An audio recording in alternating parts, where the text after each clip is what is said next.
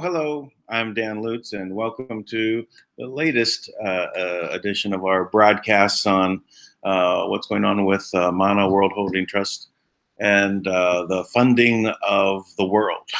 So Tank will be on shortly, and we will pick up with an update, which is good news. And so we're I did rename this episode. It was called Sovereignty 101. And we were going to talk about sovereignty, right? We'll probably still talk about sovereignty, but the good news is better for the name of this one, and so I renamed it. The actual name that I chose is Manna World, Quantum Financial System, Manna World Holding Trust Funds, or sends money to all countries. So, but we'll get the full update on this when Tank gets on. So, we've been discussing the last couple of days about the quantum financial system, and actually how sovereignty was going to play into that. So we'll still talk about this today, and really go into what is this all about. Yesterday I kind of was describing the quantum realm, and I discussed the current technologies. And we have the technology of D-Wave for quantum computing, and what stage it's at, which is very rudimentary level. But where is it going to go? And if we look back at, I even went back to a player piano. It ran on a program. It was a scroll, and it had little holes in it. And whenever there was a little hole, it would create a note. It actually transmitted the information into sound. So IBM built massive system. The first one, 3 floors of a building, to do computations of calculating math, simple problems. So these ended up leading to where we have microcomputers, which are very, very small. You might have a handheld phone that has a computing power, equivalent to a million of those rooms that the first IBM was, or more, or even maybe more than a million. So, but it ends up in a very, very small little space, and it's doing all these calculations. And when you look at quantum computing, where does it come from? Where is it? How is it happening? Well, the D-Wave is creating an interface to connect to the quantum place where these calculations can be done. So it's building a physical device here that we have that is room size, not quite as big as what we had in the IBM situation, but it's okay. It's still very large. It's not something you're going to put on your desktop, at least not yet. But where it ended up is it'll end up in a very small little space. Now, what's happening in the quantum realm is something where it is beyond what we see. It's beyond what we're hearing. It is in a space that is beyond time and space. And that's a little difficult to understand because once you start dealing there, you're really going to the source of everything. I sometimes refer to it as the substrate, what you build on or you build from. So this is the time where there's just starting to put things into the quantum space to do calculations. Now, once they're there, how do you interface with them? So we have laptops, we have computers, we have cell phones. These are interface devices. So I was laying out a case yesterday on how literally you can get to the point where you just think about what you want to do and it happens.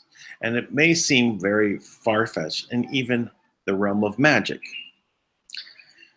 But it's really just building upon the physics of things and creating these things that work in that space of quantum to the point where we're able to literally think about it. Now, is it possible just about think about something and have something change?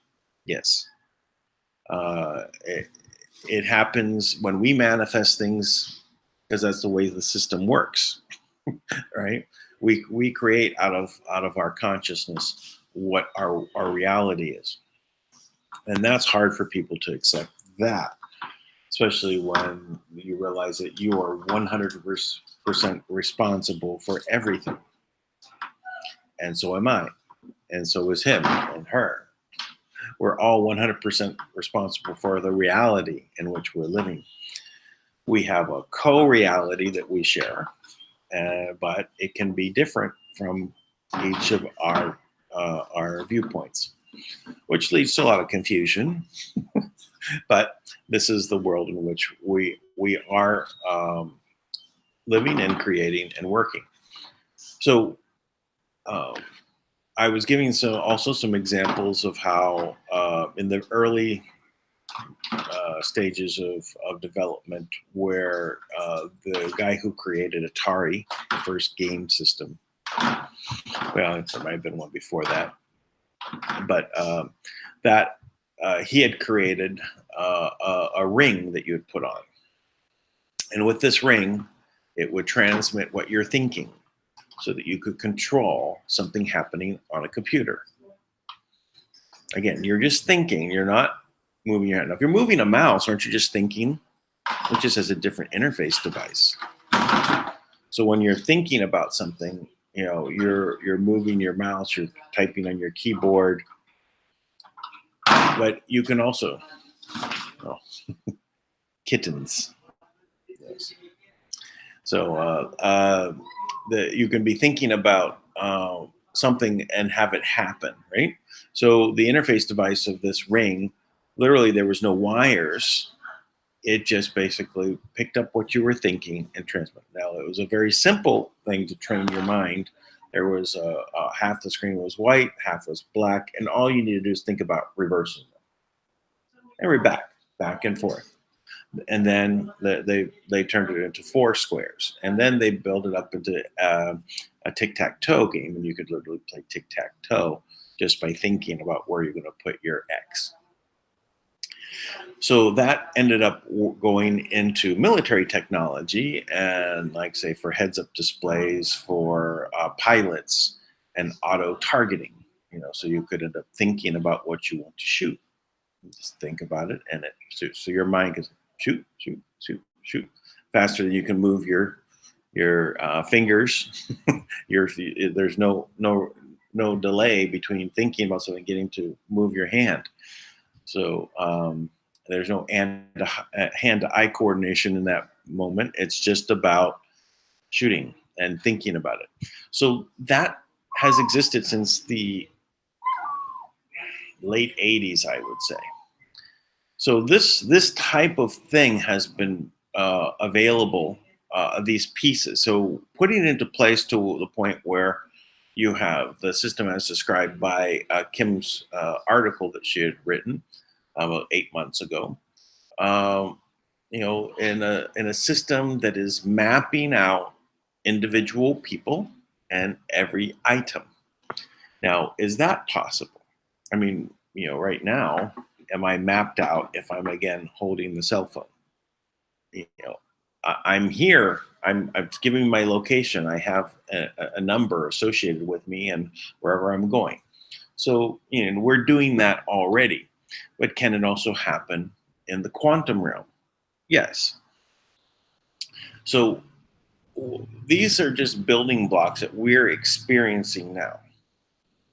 But the quantum system, the quantum financial system that Kim speaks about, which is a much more advanced system than what I'm describing here. D-Wave is, on the edge of the technology for what we know in the public sector, what we're experiencing.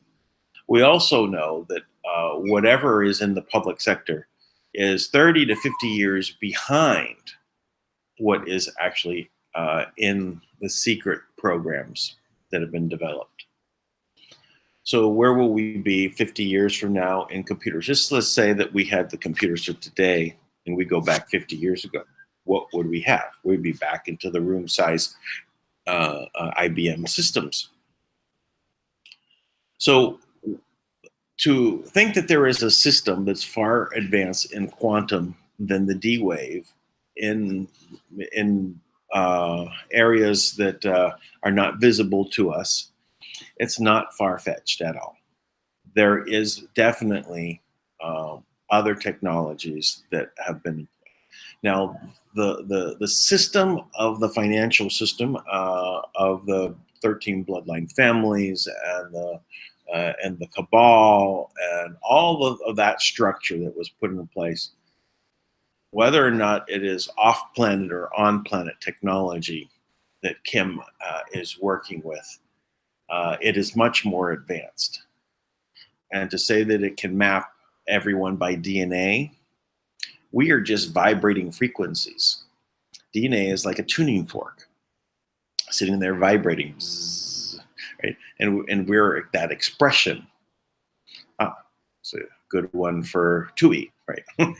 We're an expression vibrating. And I've always thought of us as our DNA vibrating as how God experiences reality. So, the Galactic Unicorn has joined Space Command to the Galactic Unicorn. Greetings, Ascended Masters. I don't know. How are you doing? I think we're end up with a very different show when we start this. Yeah. So anyway, I was talking about the quantum financial system, waiting for you to come on, and I did say that I renamed this episode of this from Sovereignty 101 to Quantum Financial System, Manna World Holding Trust sends money to all countries. Oh, you're muted.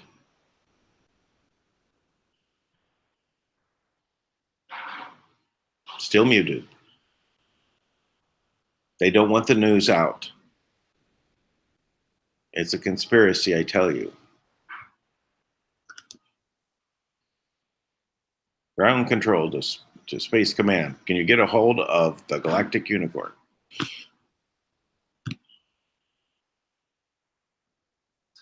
Well, I will just continue then. see if we can get Tank back on. So where was I? Okay. And I heard something. We're back. Yes. Sorry about that. It's funny. We have done this show for how many days straight? I don't know. Many, 20 some. Yeah, 20-something days straight. We have been live at 9-ish, right? 9. I've been on maybe 9:15 consistently though for 22 days straight. And people still will call me right at that time. Yeah.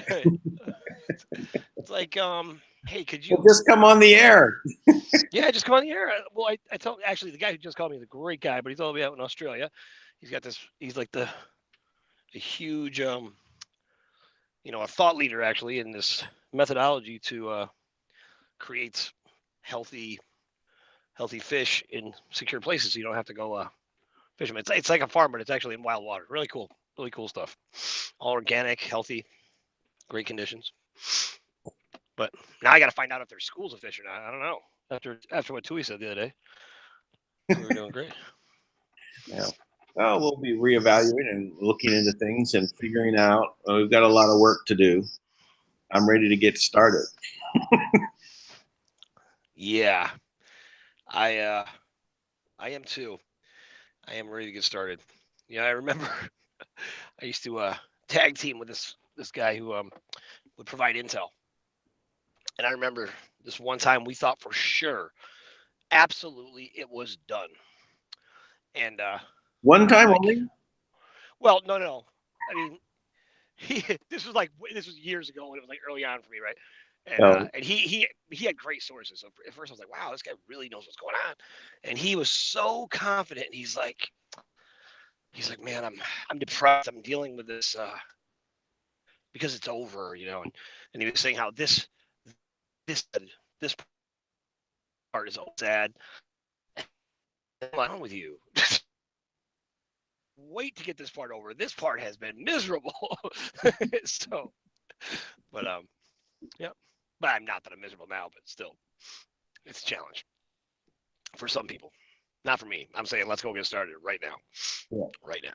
Well, it's like the rocket engine is on the pad. You know, the ignition is already running, and we're rumbling, but the clamps are still on. Yeah. It's tough too though. Like you can burn yourself out, right? Yeah. In the brigs, just waiting to go, like the horses, right? They can just wear themselves out, getting so amped up to go. And a lot of people have, you know, they they've been ready to go with one thing or another in different projects.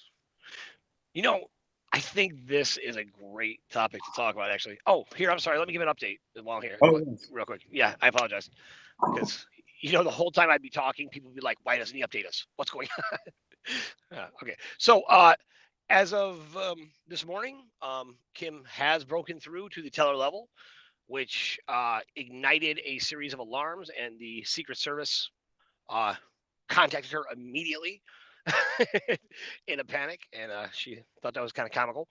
So they are now, as in, I'm assuming she means the government, with the Treasury. There used to be a fee that whenever money would be brought in, that would be paid to the government. So there is a currently negotiations taking place, and Well, you pay us but our fee first, and then we pay you your fee. um, I think that's a great point. So yeah, Yeah. I did ask her. I did tell Kim specifically because I even when it's awkward, I make sure to put these things out that I asked her to please. And by the way, this is a redundant message to give to Kim. She's very in tune with what is needed. So Oh, there we go again. There comes the phone calls. Mm-hmm. All right, here, let's just do this.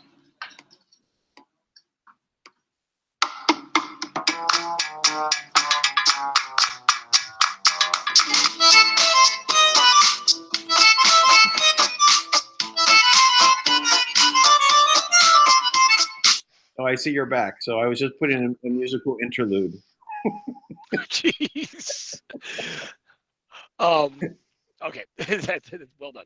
Okay, so this is what I was trying to say is that saying these things to Kim is somewhat of a it's redundant. It's not necessary, but strictly I force myself to say these things to her from time to time as needed because like you, I feel like we have to take responsibility to be a voice for the people, right? So I said to her, I said to her today, I said, please get me funding as soon as you can so that I can get people relief. Okay. So I asked her that. Now I know she knows. She did tell me that we are golden though.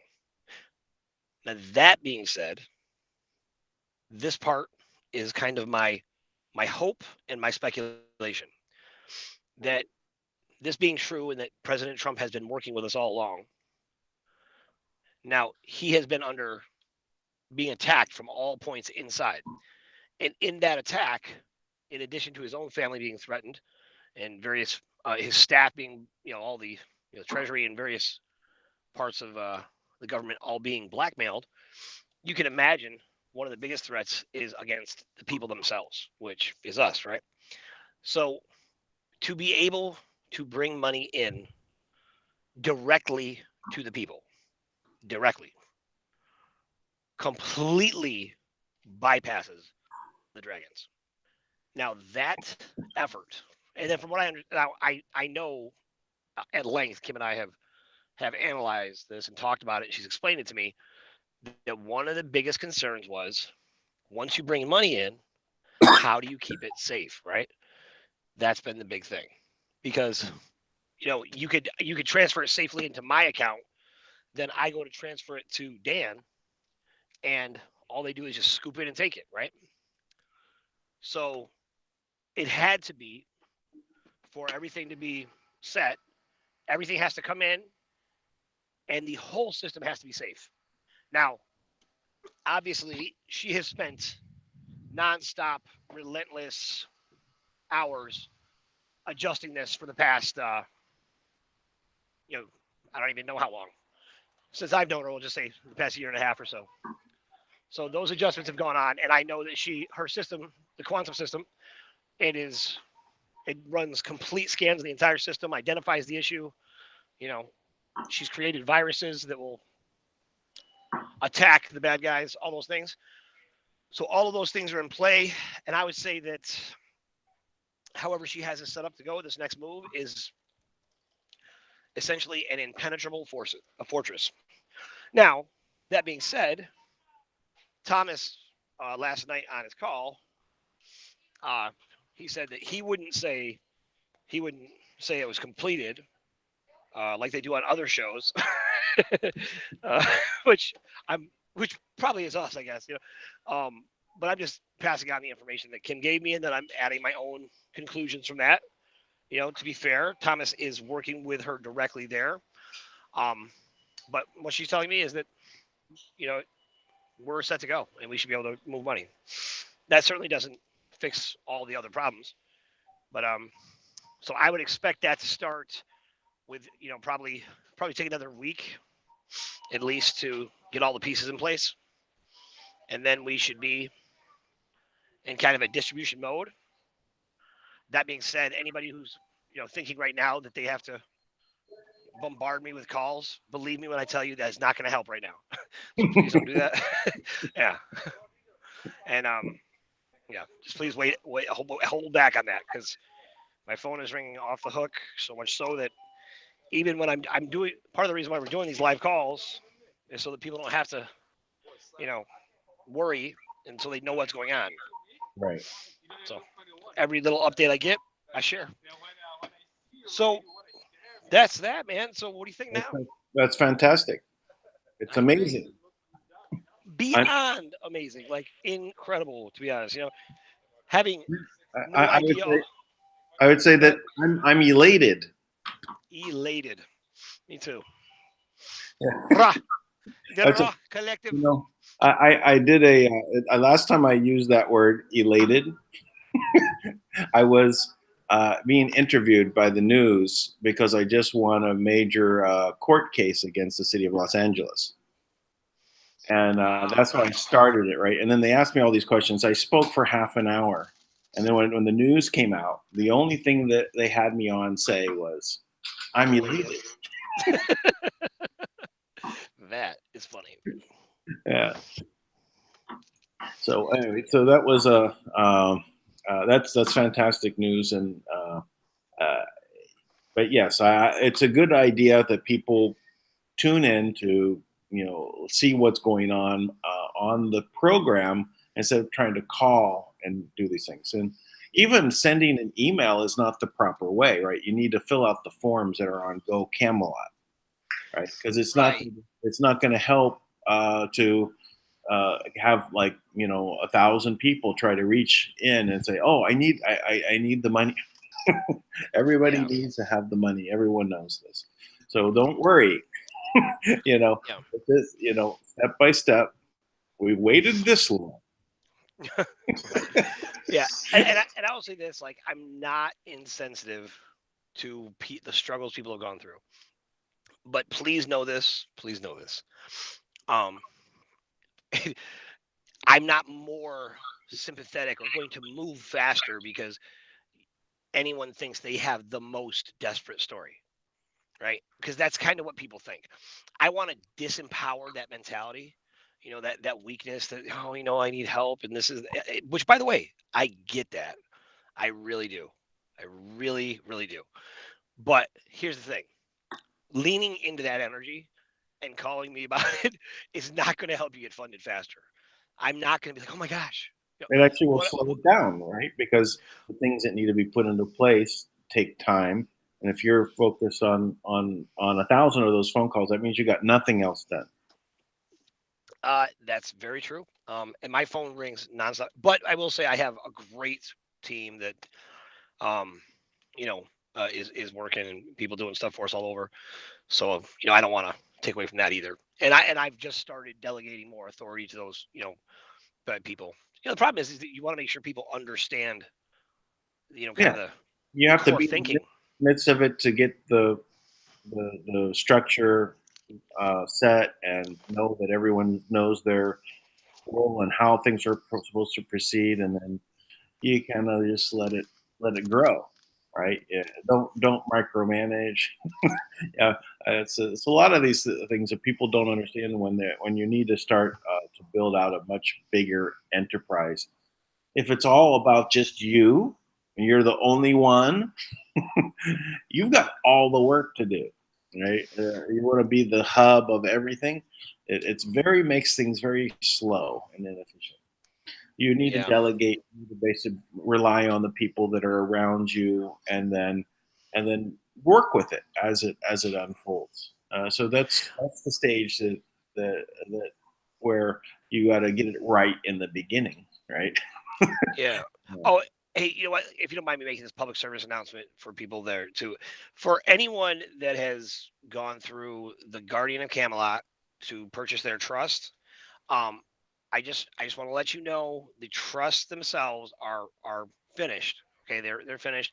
Now we have a way that I think we're going to be able to bring them in, and I know that funding is right here, and so my goal would be able to set those accounts up for people um, with their trust underneath the umbrella of us, right? And then one of our lawyers will be appointed as a trustee to set up the account for you, and you as the beneficiary.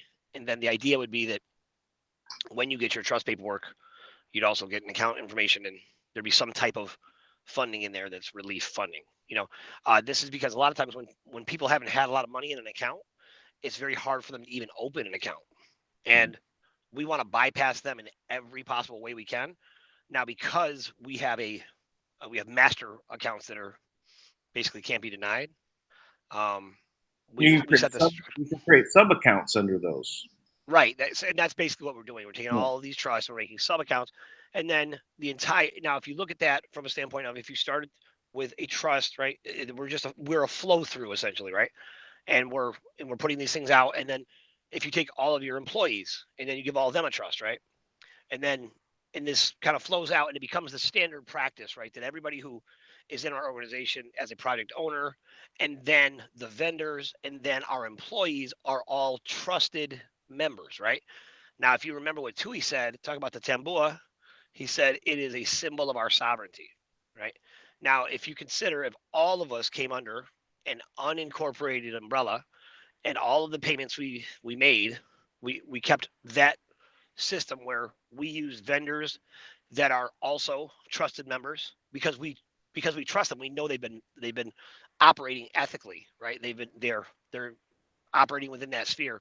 They understand the mission that we're all on, and so it's not a matter of excluding anyone. Anyone has the option to be part of it, but what we want to avoid is this kind of franchise mentality, you know, where we just these giant big corporations come in. They're like, we want to build 10 million houses, right? And all of a sudden you have the world's biggest projects, right? We don't want our, that's what I told Dan earlier. We don't want our projects to become the projects, right? Like we don't want it to be this place where we're just filling a void and forcing things on people. We don't want, you know, franchise the like, you know, a lot of people call me and they're like, I have this idea and I want to repeat it, you know, in every country in the world, in every state, in every city, right? And they have it's like a healing center or something, but there's virtually thousands of people who have really innovative ideas, just like yours, and maybe not exactly yours, but just like it.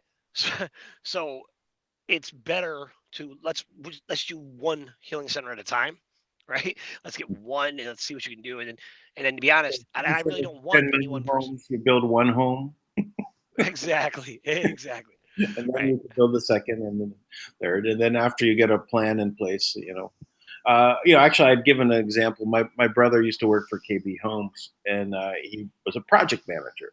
So if he came and said, "I want to build 10,000 homes," he's built 10,000 homes before, so it would be okay. Yeah, that makes sense. You know what to do. But if someone who's never built a home at all doesn't understand how to build, and says, "Okay, I'm going to build 1,000,000 homes," build the first one. you know, uh, and so I then when you have they build get some experience, and we've got time. Don't worry, we're just starting the process. Yeah, and even that, to be honest, you know, I can tell you right now that these massive projects that you know, when people there's all types of amazing visionaries, you know. Um, one of my guys, Jay, down in Cape Town in Africa. I mean, his team has been down there. They moved down to Cape Town, you know, a bunch of guys with a bunch of folks with, you know, a few $1,000,000, and they invested every penny they had, and then they just stayed. So they put every penny they had to try to help the Cape Town, and then they just fell in love with the people and stayed, right? So I'm like, you know, that's their mission. So I know, you know, they're dedicated to the cause, and they have a massive vision, which, you know, we'll probably have to scale back at least on some level, or we'll have to cut that up, right? Because at the end of the day, we want to we want people in the communities to take responsibility for their community, right? And that's how you get a planet and a government that is run by people who are actively involved. And the reason why they're actively involved is because they're the owners.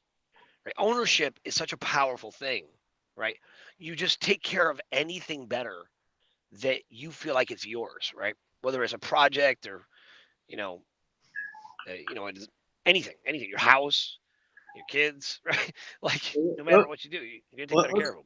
let's talk about the really big project for a minute, like such as like one of the ones that I gave to Rodriguez Trust was a list of projects, or a dozen projects, and one of them was to build a freeway system that would go island to island to island, right? Literally go over the water, and then and beyond that, there would be solar, implant as part of this whole thing, so it was on the way, and it would build economic zones around where you could do fishing and other things, off the structure that was built, and so it's a big project, right? So then, the big price tag to trillions, right, to do something like this. So then, when I'm talking with Tank, he tells me about the monorail, the anti-gravitic train that's supposed to go around the planet. I said, well, that technology would be much better implemented in what I was talking about here, instead of trying to build pillars into the water and build bridges. It'd be better if we float over the water. So there's a lot of technologies that would come to bear upon all of our projects. That if we were able to take projects in and say, okay, this is the overall plan. What might be the better pieces of technology and the better people to bring in to help you create your project that you wanted to do? So even if it was the 10 million homes, maybe there is a technology that should be implemented, or a dozen technologies that need to be implemented in a project like that. So there should be in these much bigger projects a big planning stage, and then you try and bring in best technologies and best people together to accomplish them and help everyone out. So take Yep. your time with your project, right? If you have a But big seriously, because every, I look at it like this, like a lot of times when people start talking about what they're going to do, they're so excited for the end product, right? They're like, and then we'll have this, and this is what the world will be like, right? And then, you know what? We decide what the world is going to be based on how we execute these projects, because we are literally building the spiritual and physical, or physical and spiritual infrastructure for the planet, in a sense, right? We're setting the tone for the next 26,000 years, let's say, right? And so it's really important to just not think in mass terms, right? Like mass, we're going to make, XD billion houses. For the most part, the people that we want to help, we really got to figure out if that is what they want. Because a lot of people, I use this example all the time. When we see someone who's homeless, it makes us uncomfortable, right? Because we have a house to go to. We see them. We wouldn't want to be like that, right? And we don't want to see that. We don't want to be surrounded by that. So we often will have this idea of like we need to grab them and put them in a shelter. Well, there's lots of shelters, and there's almost always space, and they always make room. Having another shelter doesn't fix the problem, because a lot of people that are homeless, and this is true, especially with like veterans, you know, they want to be free. That's part of the reason why. And I'm not saying that they made that choice, right? They're trapped in other ways, but a lot of the reason why they're there instead of in a homeless shelter is like they want to make their own decisions, just like you know. So we really have to consider the complete human condition, and what people are going through, and so we don't have to rush to do this, right? Because we can immediately provide jobs, right? Now, you in an area, it might not be perfect, but if you're immediately able to provide, 20 jobs, that's a big deal. Real jobs that are going to pay real wages that help people, that's a big deal. And we're gonna put those out in droves, very fast. Get people to work and get people thinking. But this part to me, is the most important part, because we're gonna put out this kind of phase one funding, right? And it'll kind of be like, here, catch your breath. You've waited all this time. Now just catch your breath and just pay off your bills, pay off your loan shark, right? I know Dan says, like, pay off your family and all these things, like, and you know what? I would say that for phase two. This first part is for you. Don't worry about anyone else but you. Don't worry about anybody else, unless they're like your kids. I mean, like, take care of your kids, you know, but just you and your household. Take care of that, and just breathe. Let let your just feel the comfort of like, wow, I have a buffer for a minute in the bank, which a lot of people probably haven't had in a while. Allow yourself to feel the ease of that. Allow yourself to cry a little bit about what you've been through, and laugh hysterically at what you're going to do, and then just find the way to connect with the vision that you have to go and make the world a better place. And how you're going to do it. You know, because that's what's going to make all the difference in the world. You know, it's like I said this. I wasn't kidding when I said this. Home cooking will always be healthier for you, always, because it's made with love. And literally, when that intention is put into the food, it's gonna serve your body that way. With just a better vibe. So Yeah. Well, I that's know. our update. Yeah, no. Taking care of yourself first is going to be the first project. It has to be, and your family is going to see that you're being taken care of. These two will come quickly, and then they'll be taken care of, and then you'll have your ability to do the projects that you want to focus on, right? And you are the point of which they will find out about what's going on, and they'll have their projects, and they'll have to take care of themselves. So getting into a place where you can start that flow of positive energy, and not working, clear out all the cobwebs, all the stuff that you put out of your mind. Don't let it Yeah. linger. Take care of it, and then focus on what you want to do and what's going to make you happy. Yeah. Absolutely. And I that is so and it's okay. It's okay to be happy, right? It's okay to be it's okay to Elated. be sad. It's okay to be elated. It's okay to be twisted up.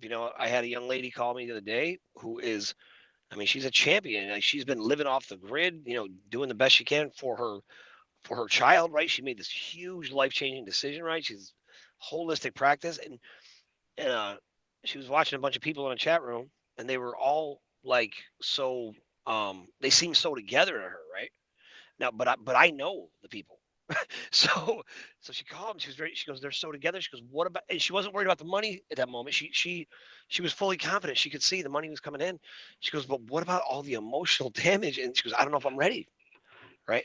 And I mean, like, and she meant like ready as far as like, how do you deal with that? She goes, and she was intimidated because they seem so together. But believe me when I tell you this, they weren't, because I know them, and they're a mess too.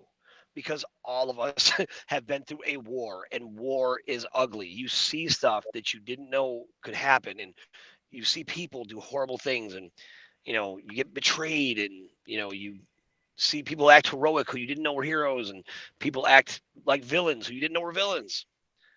So it's a huge adjustment, and just allow yourself to just relax, kind of breathe into the frequency, and you'll be fine. Stay grounded, all those things. Yeah. All right. Well, I'm definitely elated, very excited about of helping with projects and helping people try and figure out how to do their projects as well. I mean, I've done this also, as I said before, in CEO space as a platinum member. There, I was very focused on helping them. Um, uh, get their projects and put them in a context that was step by step. A lot of them were not for profit type of ventures that they wanted to do. They really were about helping. It actually is amazing to see, how many people come out to do things that are really that they want to do good in the world. It was quite a experience to work with and actually I'm sure CEO space would be a very good place to as a project to help them expand their operations into teaching cooperative capitalism, or so that's the main focus there is helping every if you go at business thinking about how you help everyone around you, and those people are also going at business the same way. Suddenly, everyone around everyone else is trying to help, and it's not about expecting a return. That's the key. You don't. I'll do this for you if you do that for me. That's not helping out of your heart. You know, it's a different energy when you're helping without expecting anything back. Really, just from the goodness of your heart, that will actually reverberate and come back to you, and it will be a much better world, if everyone is helping everyone else. Well, you know, I agree with that, but I will say this, that this goes back to the intrinsic desire to learn, the intrinsic desire to help, right? There's a there is a reward. So I wouldn't say don't expect anything in return. Um, it comes natural to most of us, right? To help other people. And when we do, we feel good, right? So I'd say it's two parts, right? Like go ahead and feed into, what you've been programmed out of in a sense, right? A lot of us have been programmed out of the mentality that it's okay to help people because we're so busy watching our back, right? Mhm. And Right. but there's obviously an intrinsic reward to just helping people. There's you feel good about having being able to contribute to someone's life and make it better, right? It makes you feel good because you had something they needed, Well, and I, it makes I hear what you're saying, and I understand. I'm really speaking about the barter part of that, where you only do it if there's an exchange, and then it gets into like where you want to get the better part of the deal, right? You're going to get the 51% out of the deal, or 80% or more. It's and if you come into it that way, and that's what I mean about expecting a yeah, I return. totally agree with that. It's where the difference is. Yes, there is always the of anything that you do a reaction. It's a part of physics or metaphysics in this case. There is a return. You Great can point. expect that will happen, and it's going to be positive. Back towards you. So you can expect that's going to happen, but to do it for the reason, you know, it's like you're okay. The other way of doing it, okay, I'm a super good doer, and that's my job. I'm going to go out and I'm gathering my karma bank as much karma. Right, right. So you're doing your mitzvah, so you can, you know, it's funny because I've watched so many deals fall apart, right, with brokers in the middle because they're negotiating their cut, Good. and I I, 99% I made of all deals fall apart because of right, someone that has nothing to do with the deal being in the middle. right, and whenever people call me, they almost always, not almost, I mean, it's less now, but I'd say 50% of the people that call me, they're great at presenting their invention, their idea, their product, their project. And when they present it, they almost always talk about the money, right? So I love this freedom personally, is that I always tell them I don't care about that at all, in the sense of other than I want you to be successful. What I'm going to grade my success on is if you're successful in your mission. And then, to be honest, especially in the beginning, people that call me and their sole purpose is just to make money. Usually those projects they have too many corners that they're cutting. There's too many things they're compromising to just make money. You know, like huge projects almost always they end up with like with this one group who doesn't live in any of those areas, right? I'm like, look, when you can go and build this there, but first you got to do a needs assessment, make sure that's what they need, right? You're not just or that's what they want, you know, because you might think they need it and they don't want it. So you got to make sure that what you're It's putting like in an area I is like I agree. I know what you're saying. Actually, when I've always brought up like Gordon Ramsay in Hell's Kitchen, right? So he'd go into for this restaurant that's really not doing well, right? And he'd do a needs assessment with the other restaurants around the world in the community. What does the community need, right? It was like a steakhouse, and there was 12 steakhouses. Yeah. right. And so they didn't need a steakhouse. What they needed was a pizza joint. And so they can, okay, we're doing pizza, and then everybody comes because they want pizza. So Right. a needs assessment. Absolutely. And I think that's it speaks to, you know, we want to be even the original title of this call, right? We were talking talking about I don't know, what were we talking about? Sovereignty, right? Sovereignty, right? Yeah. Sovereignty. So, you know, the whole reality behind sovereignty is to empower people, right? And for the most part, we've been programmed out of our natural instinct to be free, right? We've been indoctrinated with religious dogma that teaches us to be ashamed of who we are. Um, we've been consumed with programming that makes us, basically conduct ourselves in a way that isn't natural with our basic genetic desire, our innate desires. So, for the most part, we feel a certain way makes us feel like, well, we don't fit in because everybody else seems to feel a different way. But what will happen is when people realize that there's a legitimate option to be free and to freely express themselves and pursue their dreams and pursue the things that they're naturally good at, right? And they can be comfortable doing that, right? And there's plenty, to go around. That is a whole different world, I mean, just imagine what people would be like in general when they feel good about themselves, right? When they don't hate their job, right? When they're not constantly talking about what they're going to do someday, and they're actually doing it. That's to me, but that makes me elated, Dan. So, The word of the day, elated. word of the day. Lots of fun things you'll learn here on the Dank, the Dank call, the Dank show. The dank. Yeah. Danked. I sent you a little clip of someone said you were danked. Using it as an action word. Right? You're danked. Okay. Wonder if that's a yeah. You wonder if that's what? I wonder if that's my guy, like one of our guys. I'm checking. Oh, it was, yeah. Yeah. Yeah. Oh, was he? Oh, cool. Yeah. Robert Allen. Yeah, creative guy. Yeah. So that's where we're at. Okay. I think nothing but good news. Okay, we can end. It's at 1 hour. Yeah. I think Dewey's probably waiting to come on. So I didn't send him the link. Why don't I go ahead and send him the link? Dewey.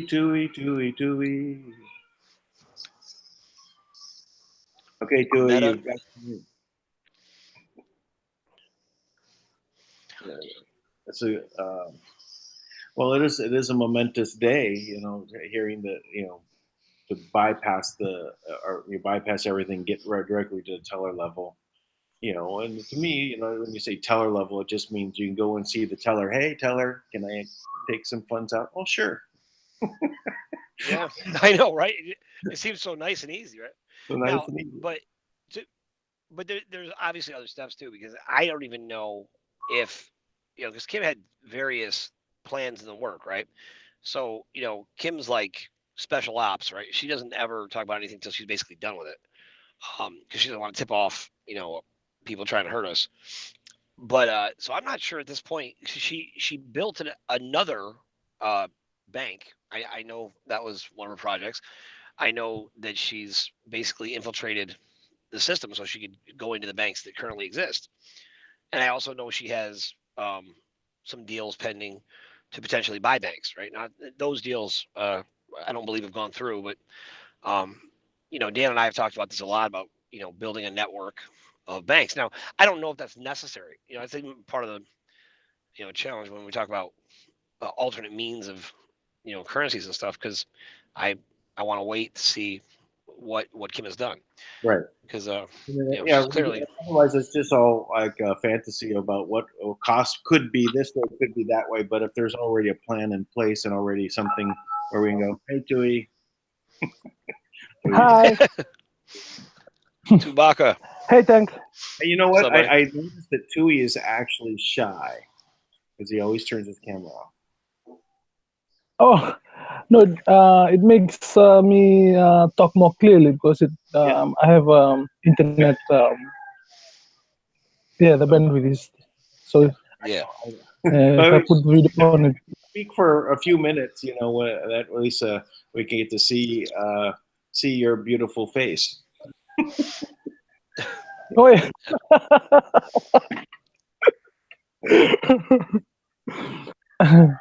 So what do you think of the news? I'm excited, just like everyone else. Just like I feel just like what you guys are feeling right now. Yeah. Yeah. First, I would like to just say hi to everyone on watching live.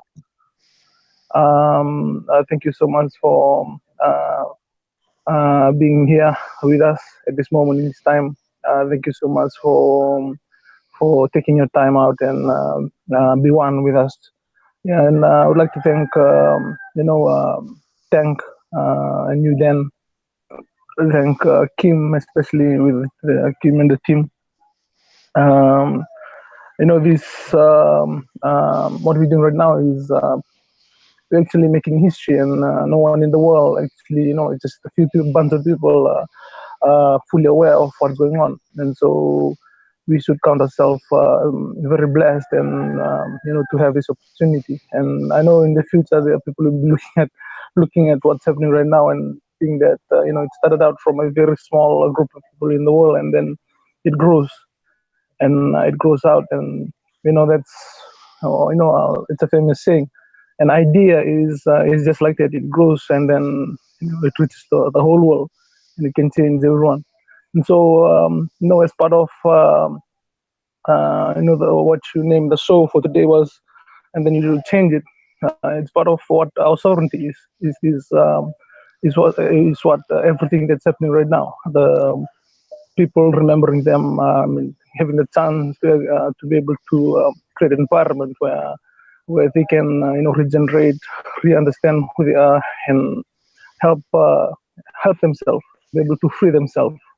Because truly, that's what sovereignty is, and to be able to do that with money and express that love outside of you, it completes, and just one with the experience and the thoughts that's within you. So I'm thankful for Kim, and I thank you for you, Tank, and for everyone, the team.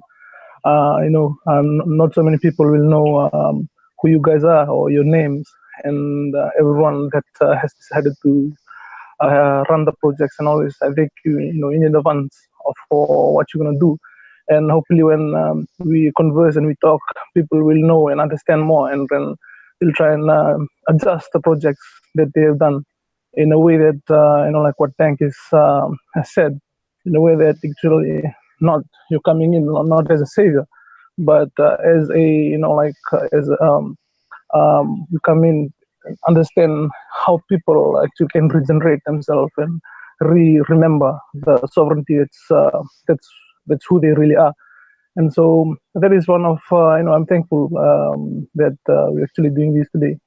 And Gesara and the Nesara projects that the probability that actually tries to if you look at it, it's a really good thing that they're trying to help people, but the way they're doing it is it's not the way sovereignty can be returned back to the people. And so I'm thankful to be part of it, to be talking to you guys. That's what we have in Fiji. We're gonna do just that. We're gonna let everyone be involved, and they will be paid in a way that they are not gonna work hard and like before and overwork themselves, but in a way that they will actually use the love and teach themselves to be able to teach themselves and get their sovereignty back. And so it's an experience.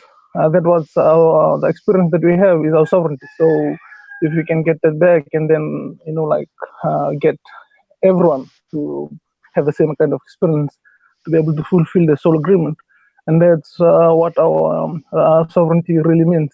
And so I know it's a long time. We've never done this before, thousands and thousands of years. Now we've been given the chance finally. So yeah, right now I'm preparing our sovereignty letter exchange with Kim. We have two sovereignty letter exchange. One that I am actually part of, that because of my role as part of my tribe, the Sau, and the other one is the Ratu. So my side, I represent in my country from my 12 tribes. I represent the land and the sea, and all and the elemental kingdoms, the plant kingdoms of the land and the sea, and the animal kingdoms of the land and the sea. And the other high chief that we are writing the letter with, he represents the people, and together we represent the sovereignty of everyone, and everyone individually and everyone collectively as the one community. And so we're completing that letter, and because that's our role, we're going to do that, and we'll be able to walk with you, Tank, with Kim, in you know what your role is, and for you to be able to fulfill that role. And so together, because that's the only way we'll have to do it, is for us to actually recognize each other as sovereigns and be able to work together. Without that unity, without that love, we won't be able to create a different future.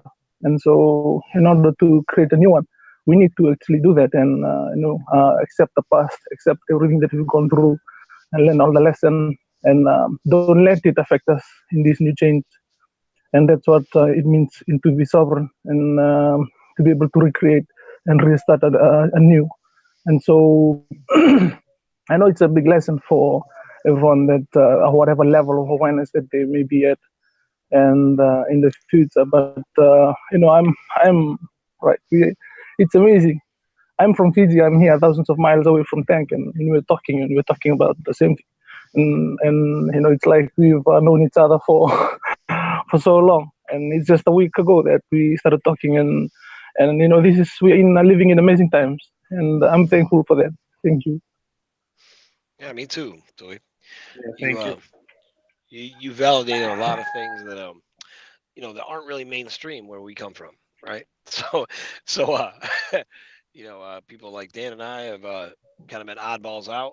So it's nice to know that that's the kind of natural way that we're gonna head in the future.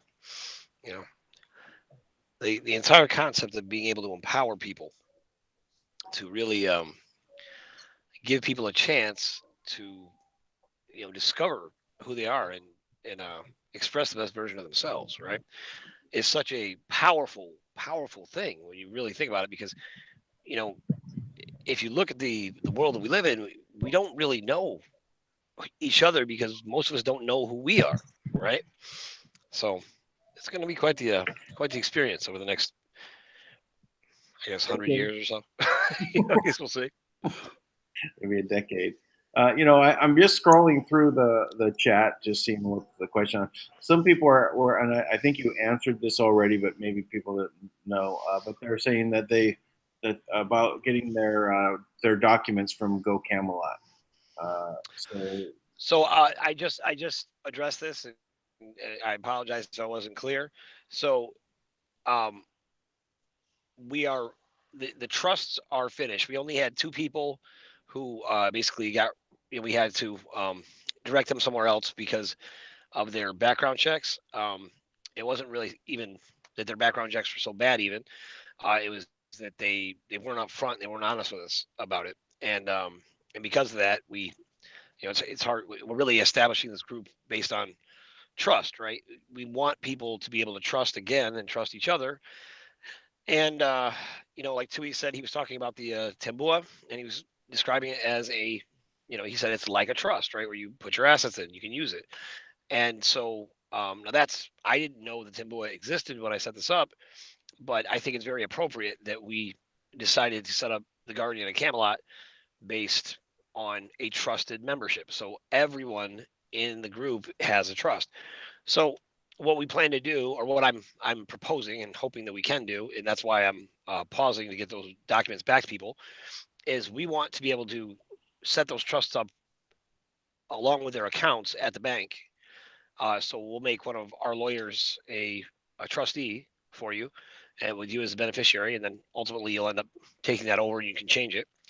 But so that we can bring funds into that trust for you, because banks don't let people bring much money in. But because the source of the funds is bringing that in, and the money is already in the bank, and we're going to keep the other accounts in the bank, you can see how what'll happen is you'll have kind of at the top you'll have a master organization that's distributing funds, which you need, on some level, right? And then all the funds will be basically distributed to the trusts within that bank. And then you can even take your employees, right? Now right, because it's a symbol of, again, sovereignty. So take your employees and they're trusted. So now even when you pay your employees, when you pay your vendors, when you pay for materials, ideally you'd like to create a community, where everyone in that group is someone that has had some kind of background check, who's dedicated to the guidelines and the laws and the basic structure that isn't extensive, really. It's not like we have a bunch of minutia that people have to abide by. The whole principle is that you're willing to operate your business in an ethical fashion, and that you will operate in the best interest of humanity, of the planet, and the individual human experience. To kind of summarize, so anybody, all the trusts are there.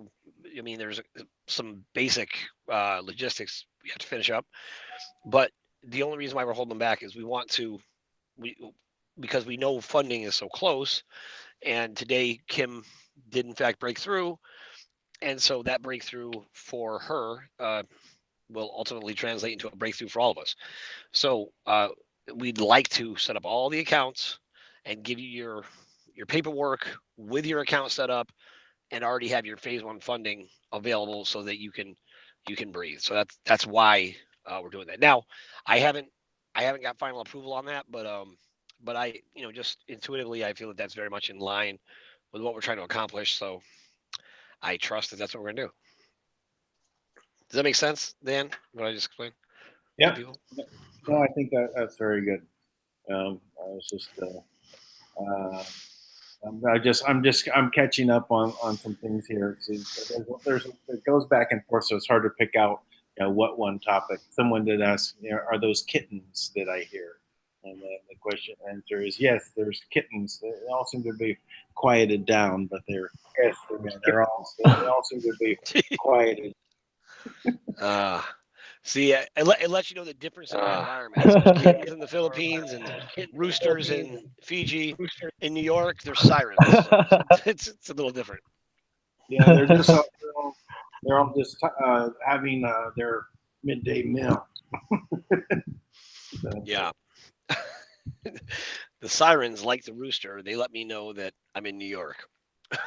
The way the roosters let you know it's the middle of the day. So a little different. Yeah. Well, I think it is important to realize it. Just sorry, just a question.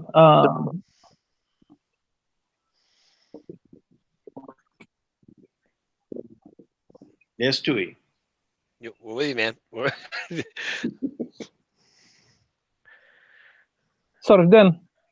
Okay, go ahead. Go ahead. Oh no, sorry. Just a question. Just sorry for Tank. If you can just explain on how would for example like the example of what we have in Fiji about the government and the funding that because you guys are talking about projects in how would that like apply to a country that is outside of the US, and how would what are your thoughts on that? So my understanding, and Kim handles the governments directly. So I do get contacted from time to time from representatives who represent various countries, because all the countries in the world have been struggling to bring money in, right? Because what they're used to doing is going through the central banks, which go through the Federal Reserve, and that ultimately goes to the Rothschilds, which, as everyone knows at this point, or should at least have heard, that the Federal Reserve has been shut down. So there is no Federal Reserve at this point. So that doesn't mean that there won't be a function for the Federal Reserve, or it won't be repurposed. That's very probable that will happen. So when it comes to the governments, Kim does have an allotment of funds for each one of those governments. She has already established a route to send money to all of those governments around the world, so that they have all received funds at one point from Kim, or from the trust rather. And when they received it, some people never saw it because their central bank governors were corrupt, most of them. So they were bribed and told different things, and they tried to filter the money one way or another. And when that happened, Kim pulled the money back. So there's no way to steal from the trust, because Kim can always pull the money back. That's one thing. So the governments are one thing, Tui. Now, when it comes to every dollar that leaves the trust for a government, there is a dollar made available for the people. Okay. And the idea is that the people and the government are on equal ground. They're not, it's not the government is over us. It is that we, much more like it is in Fiji, I guess. I don't know if we'll control the military, but that would be interesting. So basically, there's project funding made available based on these interactions. So when the project money is made available, Kim gets approval, and basically what is supposed to happen is, in this case, the trust gets paid back an administrative fee, and Kim's made that money available, which technically is hers. I mean, that it's her right, or her as a trustee and the comptroller, but it would also apply to she has other positions, for the trust, and they would, which I believe, if I understand correctly, the other 5 tribes, the leaders are supposed to ultimately kind of assume those positions, and they would work together to get that money out to the people that way. Now, I think Kim is going to probably end up. She's going to have the most background in this. She's going to be the most effective at this point, and she's going to get that money out, however she sees fit. But she hasn't talked about that much. I know she wants to get that done. She wants to get her job done, and she'll be ongoing to help regulate it and manage things as everyone kind of comes up to speed. Now, with the people's projects, right? The only 2 that I know of, not to say there isn't more, because originally Kim had like 10 people in mind she wanted to do this with, but I know that Create Change and Thomas Williams and the People's Club, we have the authority where you can basically submit your projects to us. Now, we're using Create Change is using the Guardian of Camelot or GoCamelot.com. People can go in and sign up for free and submit a project for free.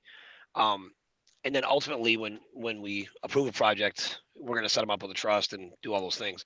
I had people set up trusts preemptively for anybody who could, because to me, I wanted to make sure that when the money finally comes in, we're not waiting now another 3 months while we get our act together, right? So I want to make sure we had everything in place so that we could, immediately begin distributing funds to projects we already know are going to be, great. And we're just going to get out that phase 1 funding and then kind of reassess.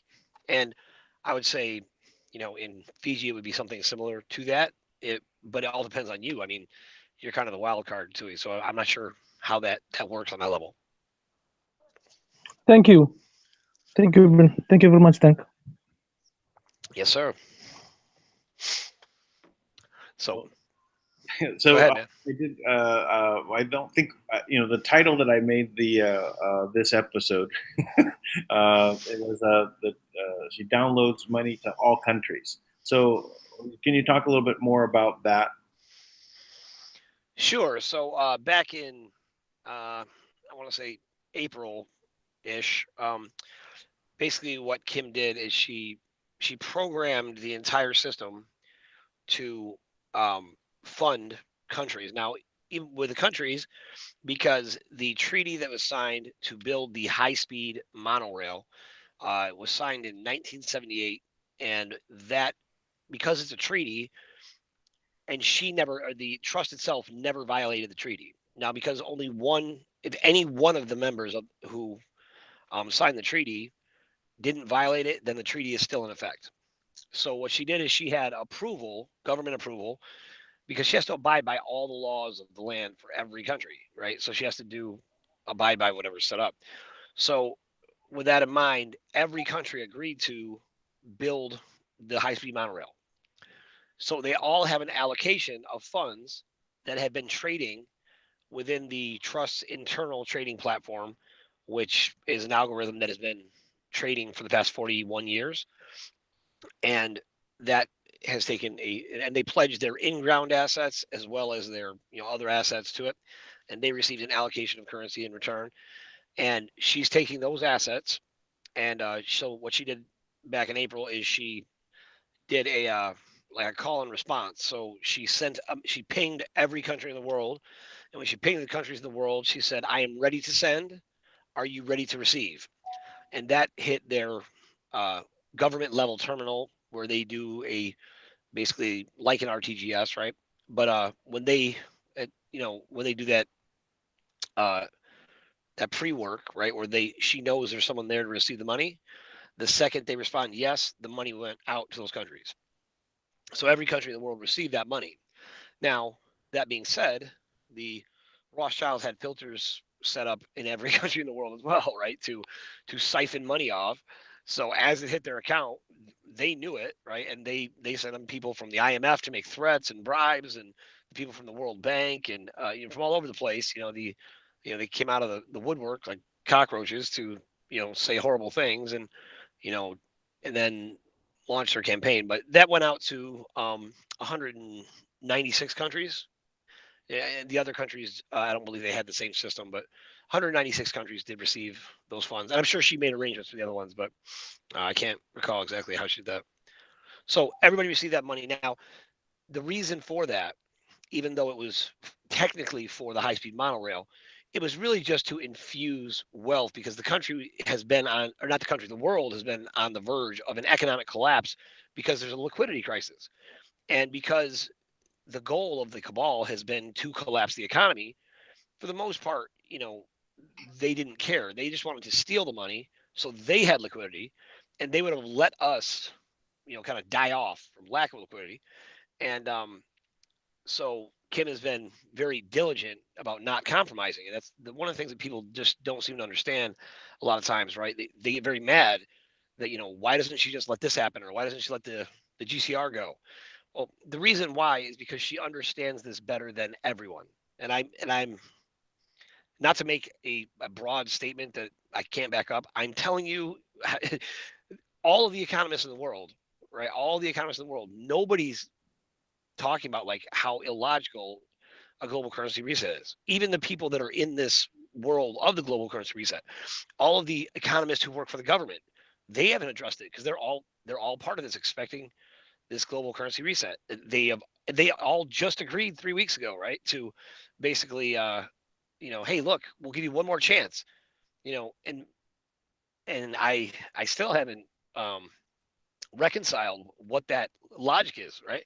Because as far as I can tell, it would appear either they have no idea how the economy works at all, right? Because there's no way you can take, the same asset, 100 pounds of gold versus $100 is, every dollar equals a pound of gold. You turn that $100 into a quadrillion dollars, it makes every dollar almost useless, right? So, because it's still being compared to the same asset. And so there has to be a production line that's actually producing new value when something's brought into the economy. That's how you stabilize it. And Kim has the exact figures like worked out about how much money she can bring into the economy at a time, and slowly grow it to where it's successful and people are able to thrive. And so she's analyzed that out. And I can't tell if the governments, they don't know, which would certainly mean they're not fit to lead, or they literally think, okay, we're going to enslave humanity. That's fine. Either way, they're not fit to lead, as far as in my assessment. And I'm very open-minded to have them prove me wrong. I would love to be proven wrong and find out, like, no, this is all part of their master plan. And of good guys, the secret good guys that are in the government. So I guess that's to be announced. Does that answer the question? I think so. Okay. I get it.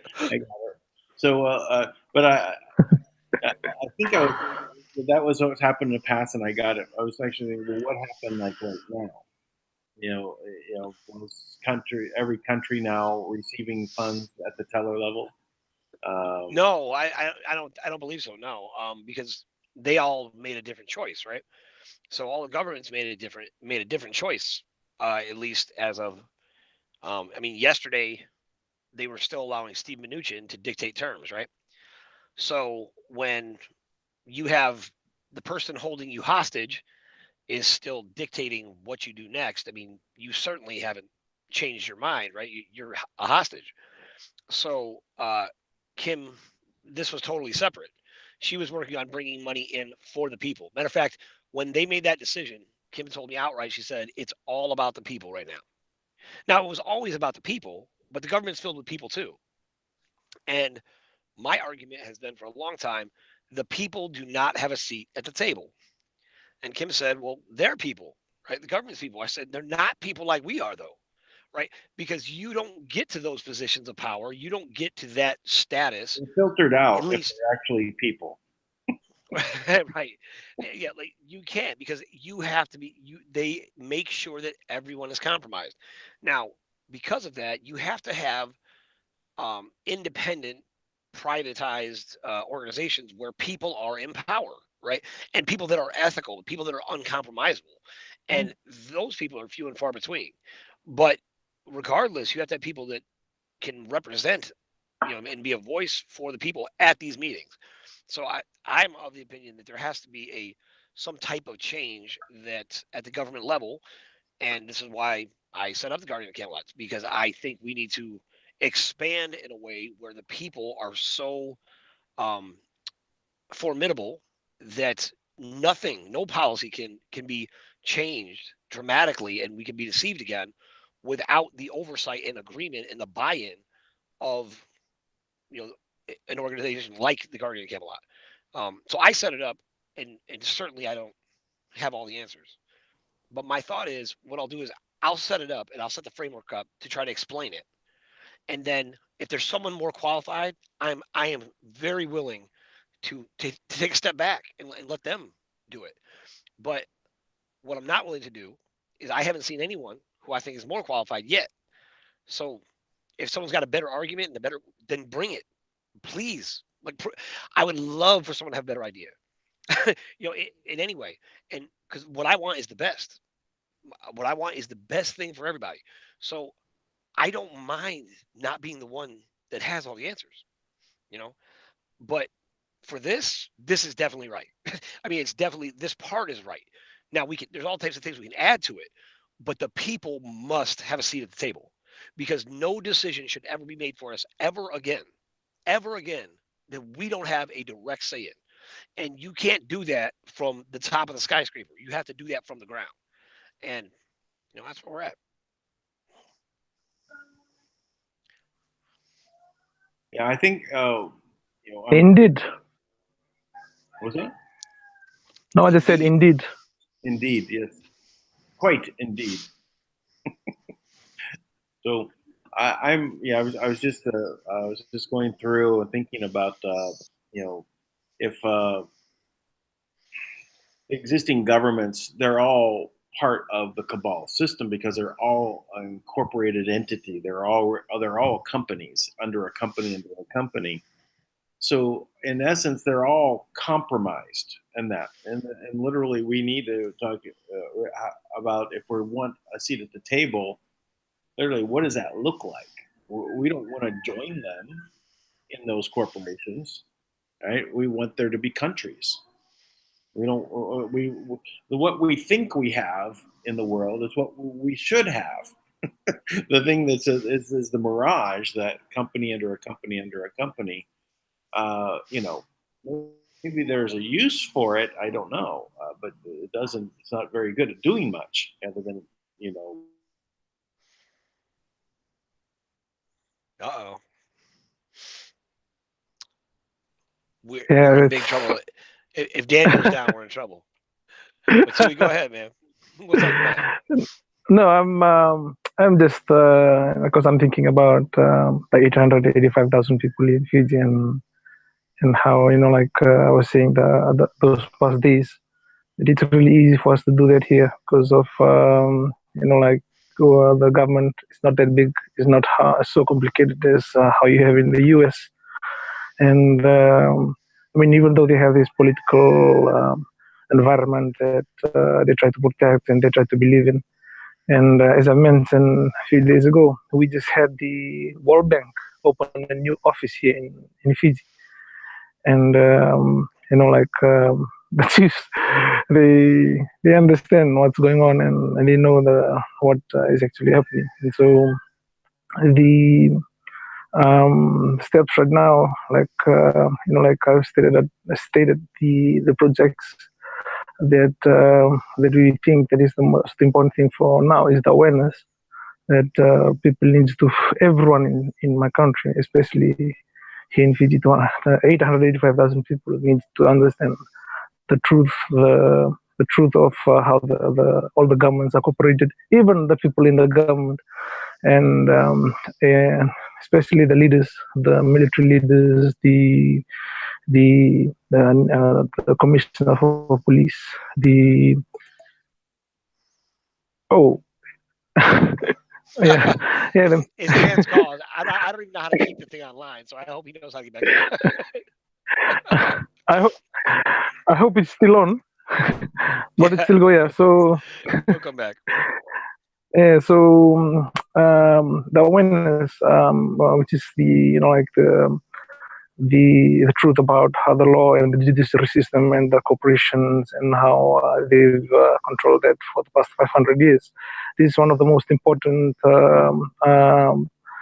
history that people need to understand, and how it ties into how the religious communities, the Vatican, and how they've been, as Kim has always been talking about, how people have been pledged to the trust in when as soon as they're born, and all this.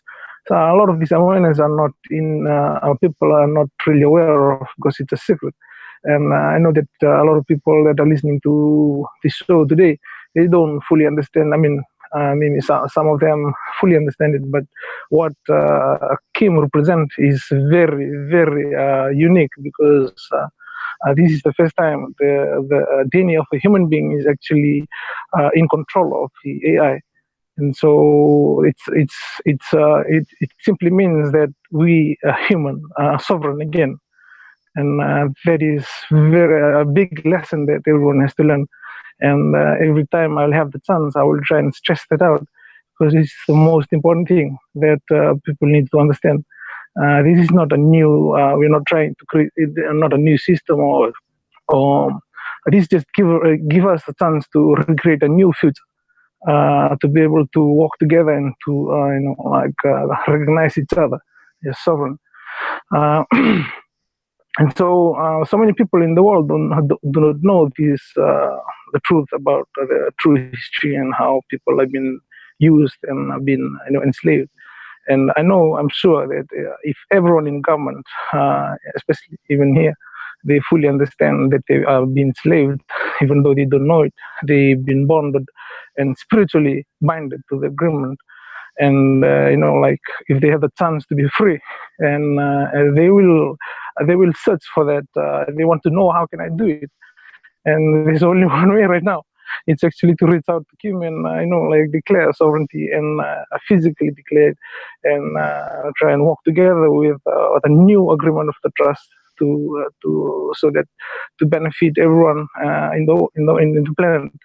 And so this awareness we see as chiefs is one of the most important things, especially here in Fiji. We will do that physically to we'll make sure every every person in the village, they fully understand especially the just a 500-year history that has been controlling everyone right now, and everyone is still binded to it. So I'm telling all those people in the meetings, if you're here, you're using your money and you're coming to this meeting, and then it means you're still binded into that agreement. So to be able to be fully free, you will have to self-realize, self-aware that, and bring your sovereignty, and try and work out how to do it. And this cooperative that we have founded is we've decided that this is going to be the platform that we're going to use, and we've named it Fijians Helping Fiji Cooperative. And so it simply means what it says: Fijians Helping Fiji. And I've been working with them for the past 1 year, 2 years, just to be able to let them know, and let them fully understand, and to know the truth about the systems. And as soon as they understand it, they wanted to fulfill that the name Fijians Helping Fiji. And so, as part of the native agreement that that I'm also part of, which is, it's not a coincidence that it comes together as what what I represent in my tribes, and so, like I said, we're just fulfilling that soul agreement, and it's all coming together. Oh, hi, then you're Hi, back. I'm back. Lost internet for a bit. Hey, Dan, let me ask you a question. In something reference to what Tui just said. Now, they set up. What did he just say? I didn't know what he said. Oh, I'm sorry. So they were talking about the Fijian corporation. Fijians helping Fiji, right? Tui, is that right? Yeah, cooperative. Yeah, cooperative. It's a cooperative. Yeah. So I'm of the opinion that I would be careful and make sure you run that by Kim, just because it's a corporate agreement. You're still bound by UCC guidelines. No, I think he's saying cooperative. Oh, a cooperative. Oh, I'm sorry. Yes, that's better. Excuse me. Okay, that's better. Yeah. So actually, the cooperatives are very big here in the Philippines. They actually hold a lot of power because it is really the only way that I found in the Philippines that there's any real way that people have any power against the oligarchs. And they come together and they whatever the cooperative is about. I actually just got involved with what was called People Tel here to help form a cooperative to create a third telephone company here in the Philippines. Because there's two main phone companies here.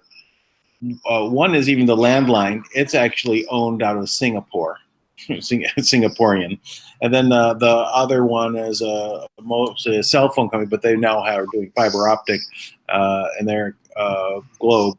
They're owned out of Malaysia. So there wasn't a Philippine phone company. So the people came together. So one of the friends of mine, he formed this cooperative, and they were bringing it together and everything. But then I guess there just wasn't enough time to get in on becoming the third telecom because a lot more planning was needed. And I was trying to help out, but the third telco now was chosen, and now it's Chinese. So they still don't have their own telephone company. I mean, it's just foreign companies coming in, and then the rates are very high. So, but yeah, the telco, I mean, the co-ops here hold a lot of power. I think there's 30,000 cooperatives, and about 1,800 of them do more than 1 billion pesos a year in business. So it's it helps all the people. They all make all the people within them, they benefit. So that's why they're very popular. It's the only real way to have the people have any sort of say here. So, but anyway, Tui, I didn't know what you were. I'm sorry I missed out on that. I lost the internet connection for a little bit. I had to reset things and back on.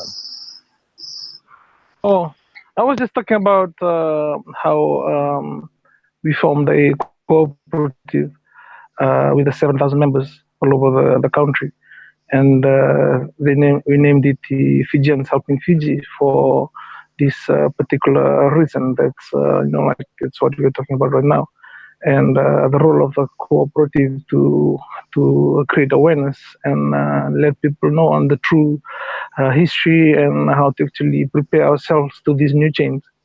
And so we've been, for the past 1 year, we've been actually sitting together, collaborating, talking, and preparing for all the different aspects of the, I wouldn't want to call it project, but on the transition or the how to bridge the government and the government of in Fiji, the Fiji government, and to be able to change from from internally from within the government, and to be able to create that environment to be able to express for everyone. Well, is the purpose education? to able to express there's an awareness. I think I was losing some of the words you were saying. So it's about bringing up awareness. So it's education of awareness. So let's say there's money there for you to do things. What would the cooperative be doing with money to help people?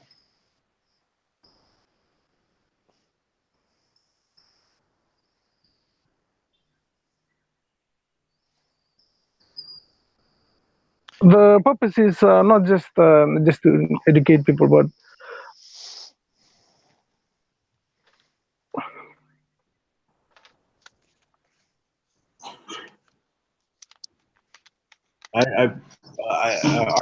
it's more than just educating people. So, but what would you be doing?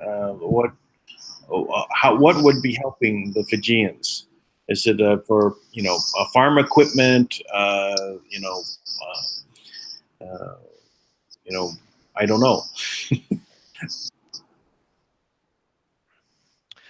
Well, I think we're not hearing you. I don't know if you're speaking or not. Now it's muted. Sorry, my internet just went out and went off for a minute there. Oh, they're messing around. That's what's going on here. Yeah, they were antagonizing me and Dan. We were trying to have a very good conversation earlier today and try to get some things settled. And we could not get the internet, even at my own house. I couldn't get them to just be straight. We kept getting cut off. So that's okay. If we need to, we'll set it up on the in the metaphysical zone of words. Yeah. We'll have to bypass the internet. We'll have to go to the 8G. Sorry, Dan, just ask that question again. If you can just repeat it. About Fiji. Hello, Dan. What he was asking was, what if once money is in place, for the people, the government there in Fiji, what is it the Fijian people need? Okay, so like I said on the other day, the first step is awareness, because I need everyone to be able to be fully aware of the first the trust in Kim and the Rowe, and everything that has to do with all the initial, I mean, not the initial, the previous system.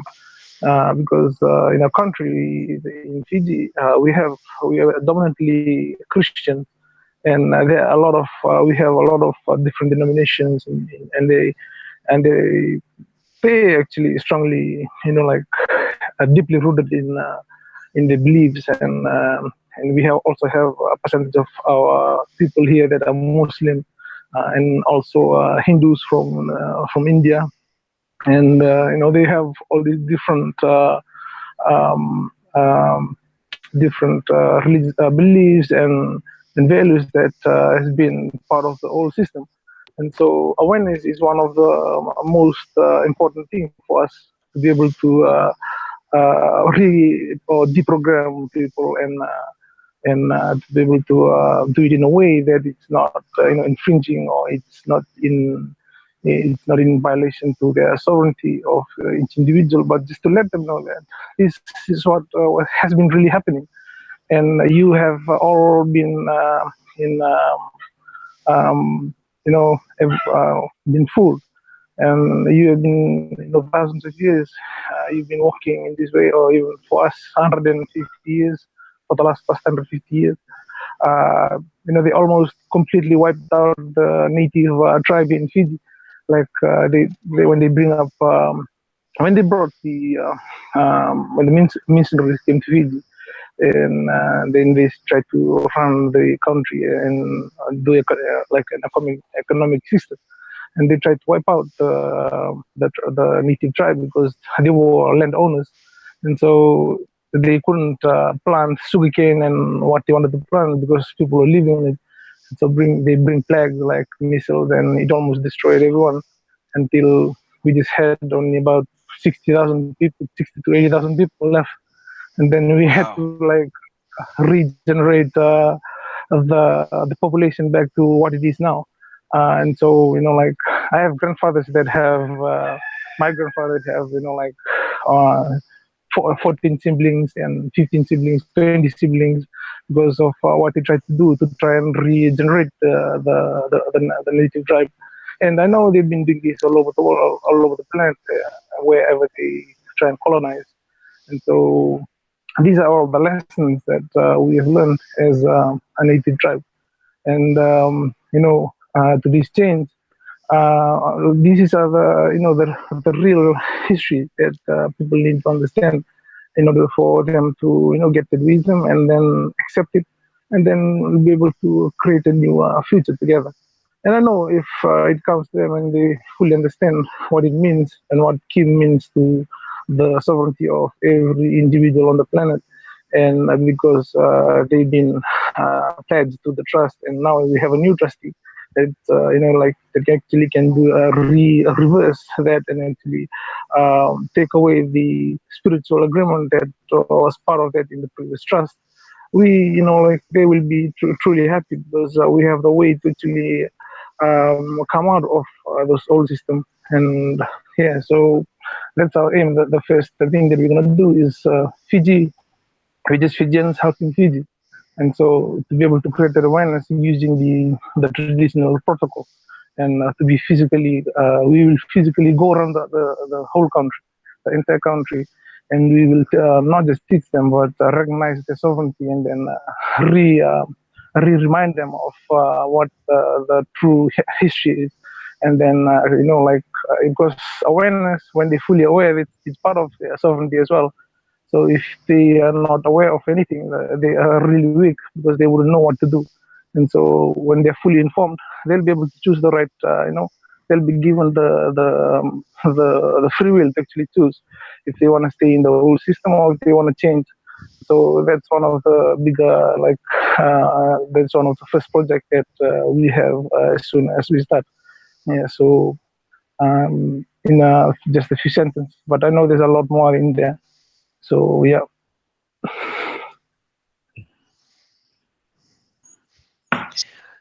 So we essentially, when it comes to remembering, so the memories of kind of our higher selves, our spiritual contracts, our soul agreements, these things are kind of encoded into our genetics, right? Is that what I understand?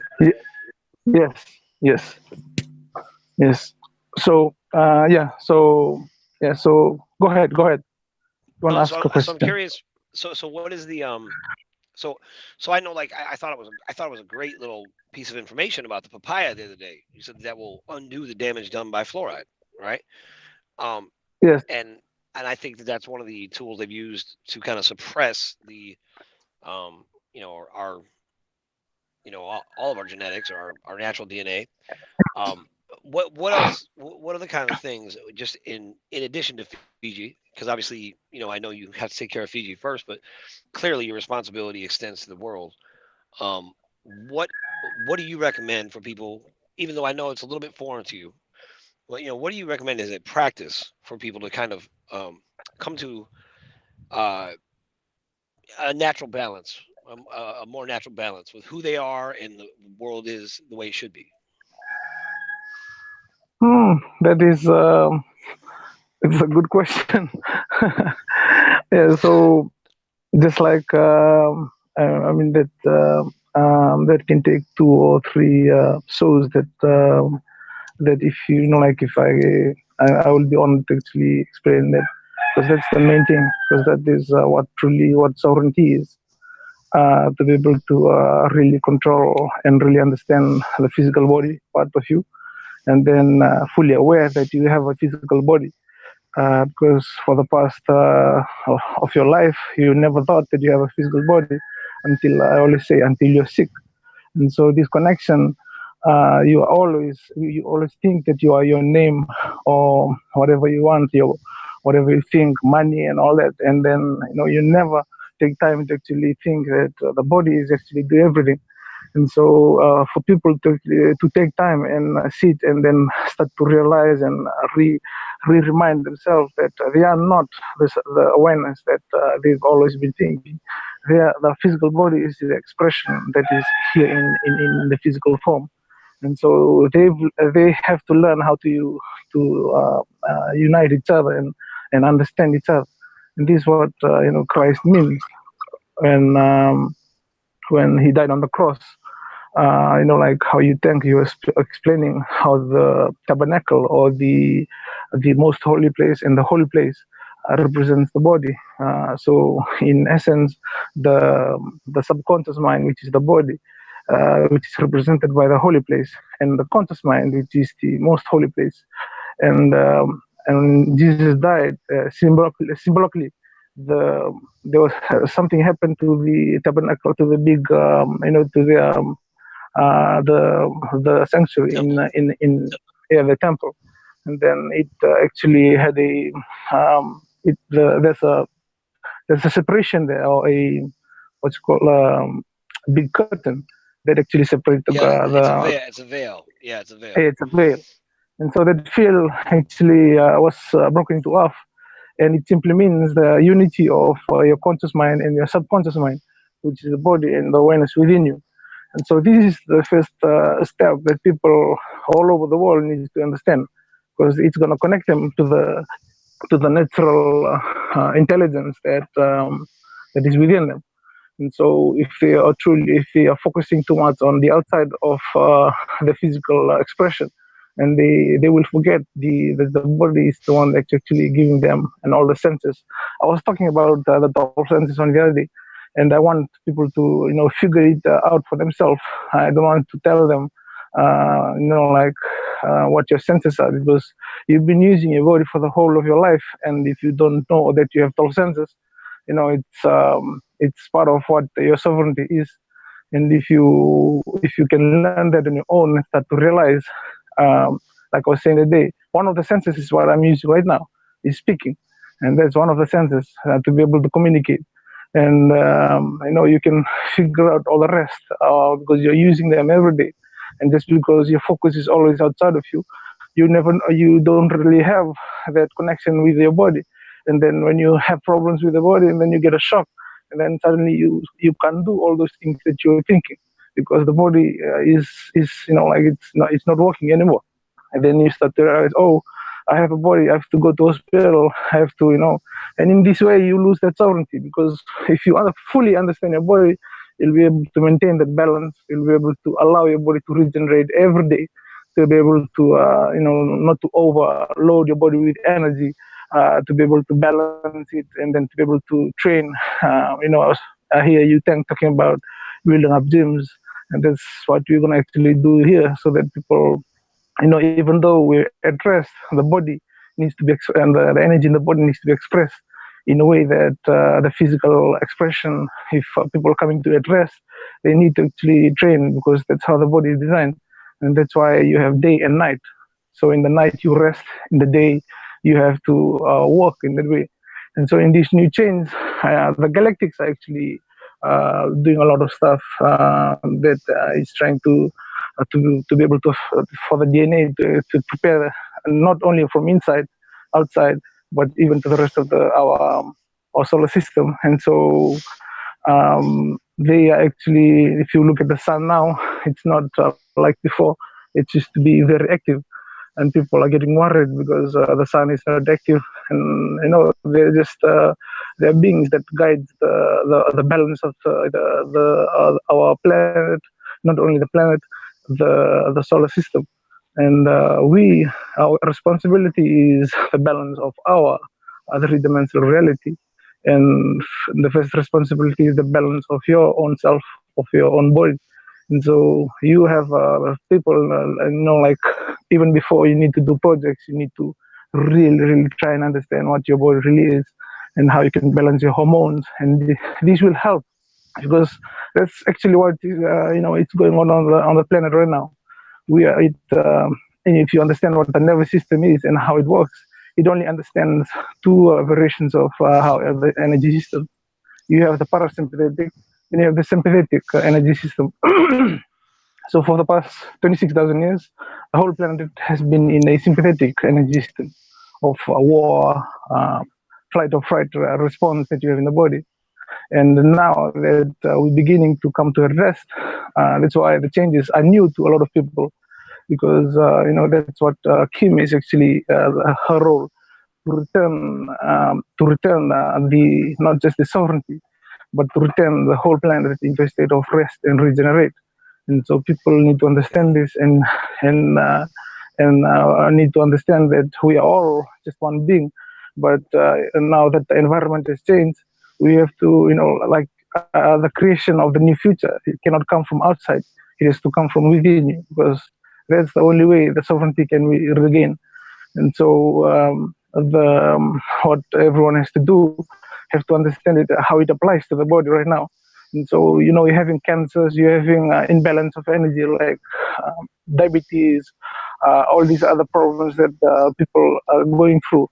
And they don't, like trying to look outside of her, but they don't know that their body can actually just regenerate itself. And so the same thing, that it's what we're going to do to our environment outside of like the physical environment. We'll have to learn to regenerate ourselves the same way you have to learn to regenerate the energies within you. And so, in order to be able to fully understand it, you have to be one. The awareness within you have to be one with the body. So that's what Christ means. Christ means the oneness of everything, the coming together of everything. And so that's what the Hara collective mind, or what I represent. And so, like right now, I'm talking from that authority. So to be able to get awareness to the people that they are not responsible for others. The first responsibility is for you to understand and to know who you are, and to know who you are and the experience that you've gone through. You'll be able to fully control the awareness, the frequencies of whatever perception that you have, and the stall senses, and then you'll be able to balance all the energies. Even now we're having a lot of problems of pedophilia and all these things, the sex, because people don't understand how to balance their sex energies, the sexual energies, which is just part of the gift that we've been gifted with. And so that's the responsibility that everyone has to try and learn. And we, as the Chief C in Fiji, we fully understand that, and we'll create an environment where people can fully understand who they are, and fully understand every energies, that all the energies within you, and all it's expressed, whether it's a negative extreme to the positive extreme, it's all your gift, and it's what your sovereignty is.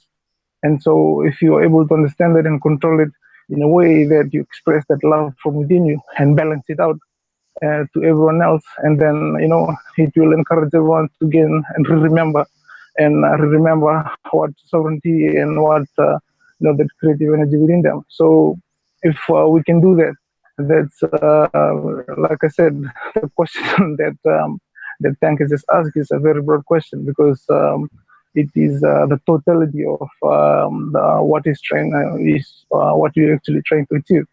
And so Jesus taught that Christ, the oneness within us. So there's a lot of learning that needs for individual people, and there's a collective that people need to learn.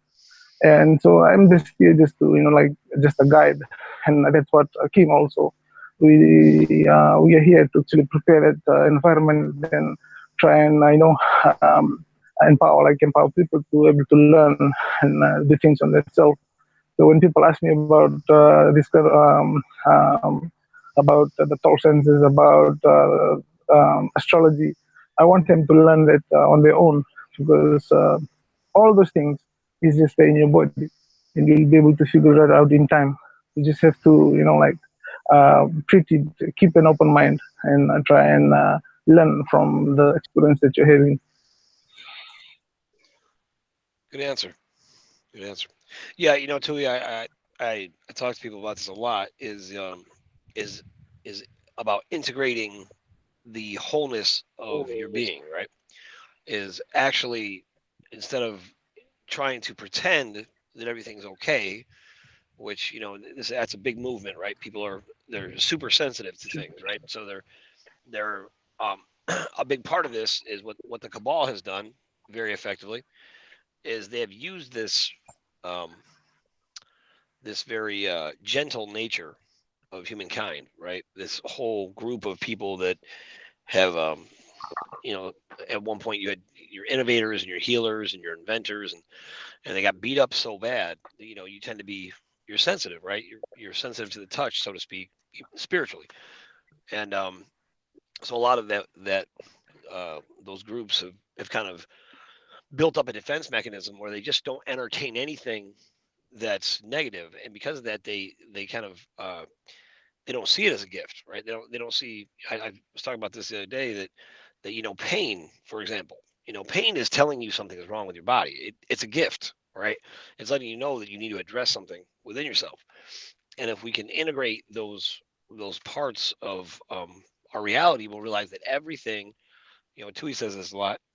All things work to the good for those who love God, right? Now, if you realize that you are the same one, right? It's God in you.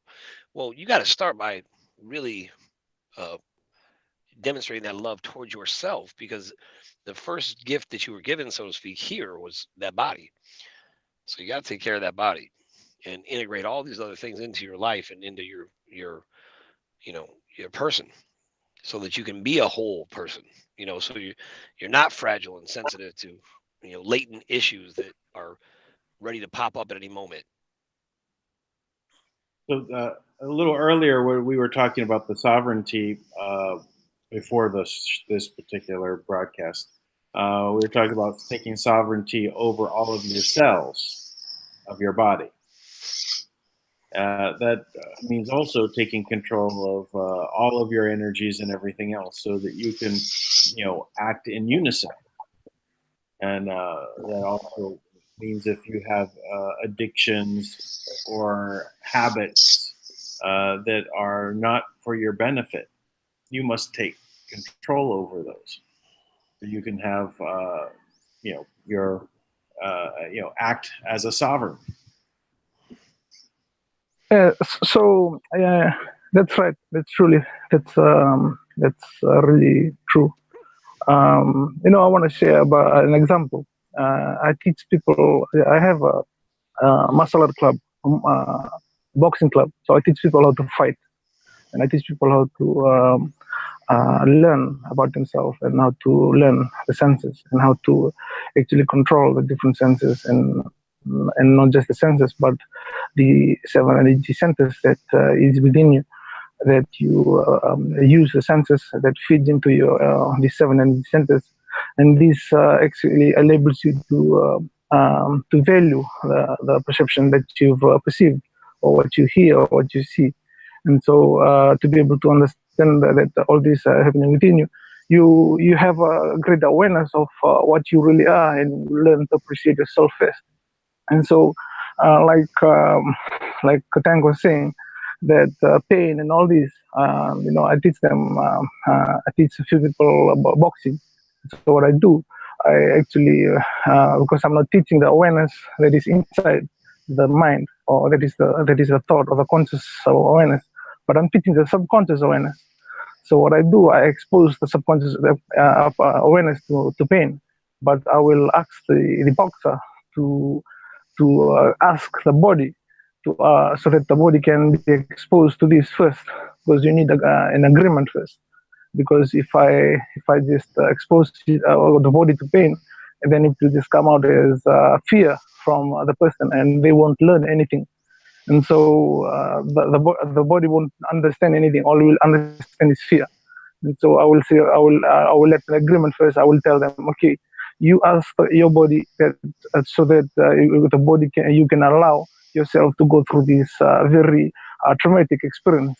And so what then I do that, and then I repeat it thousands of times. And so but it's because it's done out of agreement, the lesson has been learned by the subconscious mind, and it has been registered into the DNA. And so that's how I was able to easily make anyone that at first they think they couldn't fight or they can do this, because and then in 1 month or 1 year they are the most perfect fighter as they can, like the full potential. And so it's done out of agreement. And so, like we and the people that have traumas and have problems in their life, and it's still registered on the body, on the DNA, and it will affect the experience of the future, or if they want to try and create a new future, all these traumas that's on the DNA will actually be in effect of affect them on the decision making, or if they try and recreate something new, it always created fear because it will remind them. The body will just remind itself. And so when people fully intertwined these two, the spiritual energy within you, which is the awareness, which is the conscious mind, and the subconscious mind, and when they become one, you will be able to fully achieve the potential that you have, and you can actually restructure all the experience in the past from you. And so this is what is there in the quantum system that Kim is talking about, and it's also within every living being. And so we can use it to our benefit if you understand how to control it. But if we don't understand how to control it, then it will take over the reality that you live in, and it will, you'll be your reality will be determined by the outside effects that all around you, and you'll, get lost in all the illusions of the outside world. And so if people can actually sit down and reorganize that and relearn how to do that, and they will become so much more sovereign, so much more powerful than they think they are. They can handle any level of stress. They can level any level. Somebody is designed in that way. And so, I always one way I always make them advance, especially our boxing boys. I always train them until they're sick, like how Tank said that sickness is actually beneficial for us. Yeah, because that's how the subconscious mind adapts. But the conscious mind is thought, hey, you sick, go to the hospital, get your got this and that. But we don't know how the body thinks because we don't know the body, and we don't have chance to actually understand that when you're getting sick, you're trying to adapt to some changes that you change. And so what I always tell my boxers or my whatever athletes, they maybe you can train yourself into that way, and then you go to the extreme so that your body can go through it. And then when you get sick, when you heal from that, you'll see that all those things, that all the training that used to be hard for you will become easier because now the DNA has adapted and it has become stronger. And so I always tell them, if you can get sick 3 times, get pneumonia as much as 3 times, you become the best potential, or you become the strongest that you can be. And they see the correlation, and they become so successful in our fights, in their personal life. They become a change. They change. They become more. They can create more intention, are more fruitful. They can create intention in a very or make agreement, and then they will stick to it. Before, the energy was just all over the place. They would just go drink, and they don't have they don't have any plans for life, and they don't care. But now that they learn about the power that they have within them, it gives them, when they regain this sovereignty, that they actually understand that they are powerful beings, and they can create it. And so the body is like people can say you can self-talk because it's an awareness on itself. Subconscious mind knows so much, and there's so much understanding from it, and how hormones has to be balanced. And so I'm lucky enough to be involved in doing this and training people and understanding, because I have a deep understanding of the body. And like I was telling you, that that's why I'm a chiropractor, because I understand how the nervous system works, and how if it's stuck, it will not help people. They will have problems, or long-term problems. And so just to reset the nervous system or the spine, it gives the subconscious mind a chance to reorganize itself and redo that. And so 26,000 years we've been going through a lot of those like we've been exposed to all those powerful trauma, and now it's time to actually stand up and be strong and remind ourselves. And so that's the responsibility that every individual have to themselves, have to their body, and have to every one that is around them. Great point, man. I think about this all the time with the body. I used to own a corporate wellness company. We had a lot of chiropractors and a lot of nutritionists and people like that. And I was amazed at some of the practices of chiropractors, because a lot of chiropractors use just kinesthetic diagnostics, right? Where you're just allowing the body to tell you what's wrong with it, because the body is so intelligent that it already knows, and it even knows how to fix you. And you can just, regular practice that way, even, gain an understanding of what is wrong with your body. And then self-talk too is, we used to have a nutritionist who had her people practices all the time to tell themselves every day exactly what they wanted to weigh and their body fat, and they would get amazing results because the body would respond to what it was being told, so to speak, right? And then their behavior would just naturally change because they would just start to feel better. That is true. Taking side over yourselves. Yeah. So the chief, what we do here in our culture, we before every morning, and every morning that you wake up, you have to reintroduce your body to the environment, and then you ask your body to because your body is your connection to this reality. That's what people don't fully understand. The body is the planet. You have to try and ask how you ask it is first you will breathe air in the morning, and that's your connection to the air, and then you'll drink water, and that's your connection to the water, and then you will talk to the body so that the body can prepare. You tell the body what's your plan for the day, and you ask the body to actually accept all those whatever task or whatever job that you're going to do. And so if when you do this, you'll realize that every day, all things, everything that you want, all this that you want, because you've created an intent that is connected to the whole planet, and the whole planet will actually just arrange itself according to what you actually want, and it will just work together. But if you don't do this, then your body will be shocked in whatever you're gonna wake up in the morning, because you don't even have a don't even have a time to actually connect to the reality. And so every time you sleep, you wake up, it's a responsibility for you to actually reconnect your awareness and reconnect to yourself, and from the body to the rest of your world. And so if you do this every morning, you'll see every single day, everything will just work just like what you need. And then the world is like it's going to work together. And this is how people actually can relearn their sovereignty and able to reconnect themselves to the planet, and reconnect themselves to how everything is working. And that's how I'm actually talking to you now.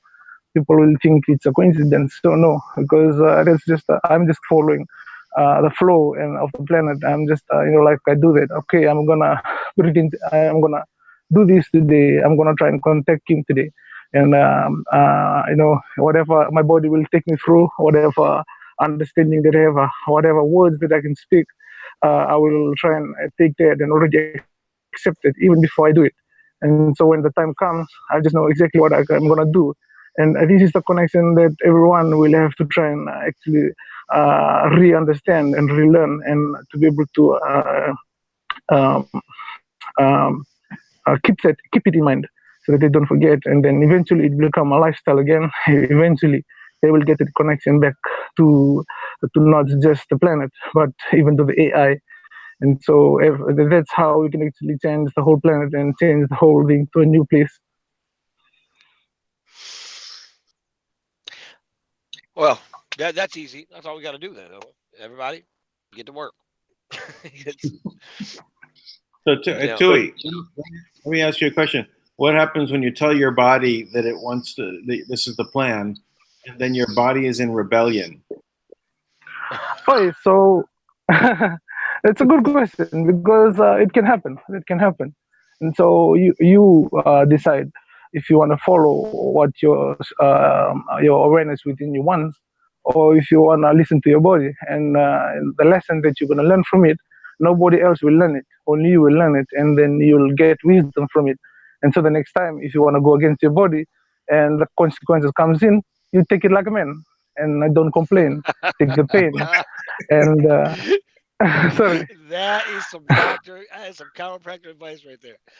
What you're gonna do is you're gonna do whatever you want, but if you don't listen to your body and it hurts, take it like a man, because you made that Yeah. choice. You made the choice. And so that's the responsibility that everyone has, not just to their body, but to the outside intention of what they want for the world to change. And so, like my role is just to do that, just to create that awareness and to be able to to be able to get in contact with you and to be able to up to this point I'm actually talking about that, and I'm thankful for that from you guys, from you Dan, from you Tank. And so there's a lot of lessons that we can learn individually, as a group, as a tribe, as a nation, and all throughout as a world. And these lessons are not meant to be valued as negative or positive. They're just, like they are meant to be gifts. And these gifts are what causes someone to be sovereign. And because of what they are, because they are the creative energy of the universe. And so, like I said, the question that Tank actually asked, is quite it's quite big, but it's a really good question. And if everyone can actually ask that for themselves, it will be it's the first step for you to Yes. fully understand your sovereignty. Yeah. So sorry, I'm talking a lot. Please, then you. Tui, Tui. Yes. Everybody, Go ahead. believe me when I say this. Everybody's here to hear you talk. You're fine, okay? And it's okay.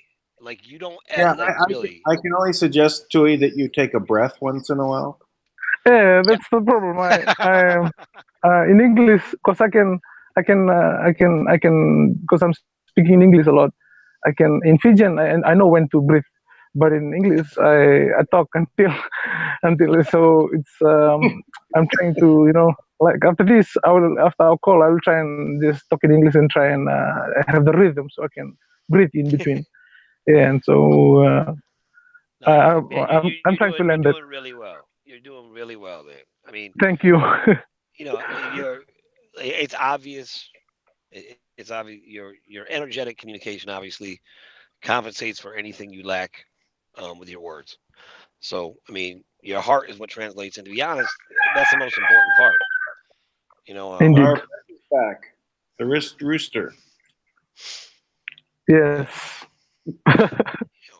It's people So want to connect with that realness of someone with an honest intention, someone who is talking about something that is real, not just a show, and not just how to control humanity, not just how to make money, but how to transmute the world into the reality that we all, I believe, innately have that kind of creative code ingrained in us, that we know what this world should be.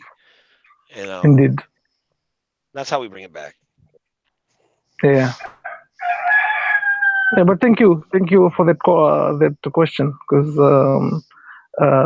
there's more we can actually talk about, but for now, it's good for the question, because it's yeah. Sorry, go ahead then. I said dwell on it. We can absorb what you've said, and then tomorrow cover another lesson. But Yes. But tomorrow we can do our sovereignty 101. Okay. Yeah. Actually, I was sorting through some pictures to add for the graphic for the video, and I was looking for crowns, right? And then I ended up finding one of the pictures that said, "Oh wow, that looks like Kim." It really does look like her. Kim laughed at it too. She thought it was hilarious. I said, "Oh, big picture to use for sovereignty." So I'm anxious to use that picture for the graphic. So tomorrow we'll do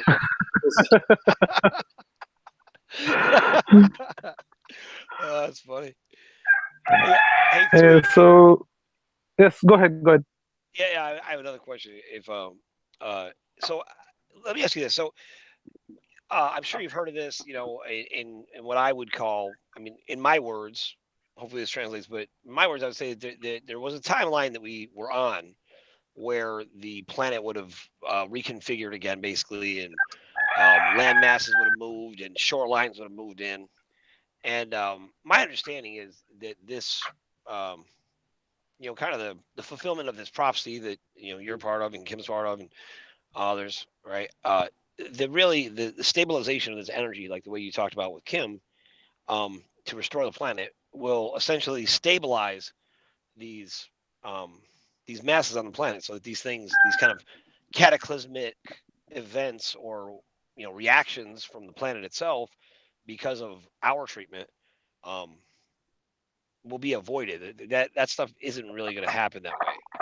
Is Yes, that indeed. accurate? Yes. Okay. Yeah. So that's the reason why I'm sent, and that's the reason why I'm here. It's because of this new probability that, and that's why the agreement for from all the, not just the galactic, but the solar system and the 12 royal families.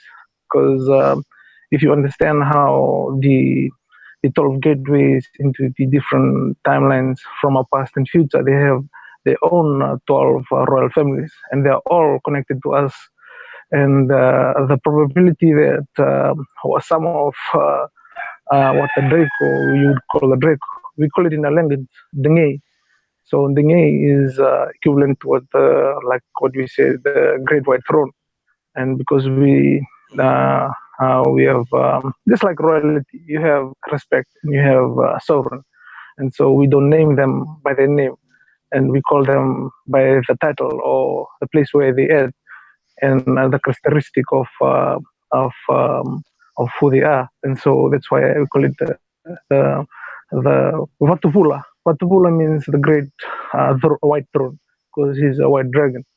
And so there was a probability that a lot of the galactics who are just us, that from the future, a lot of us that are here on the planet are born from all this other soul probability, which is just a connection. So you will have Pleiades people that are here living.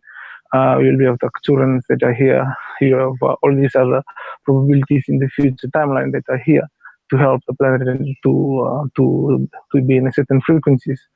And so some of because they understand the structure and how the landmasses are formed, and for like how you have in the Bible, and some of them are the ones that influence what the Bible is actually, not just the Bible, the book of Revelation, and they've tried to manipulate the people to be able to have that destruction that everyone is going to hold.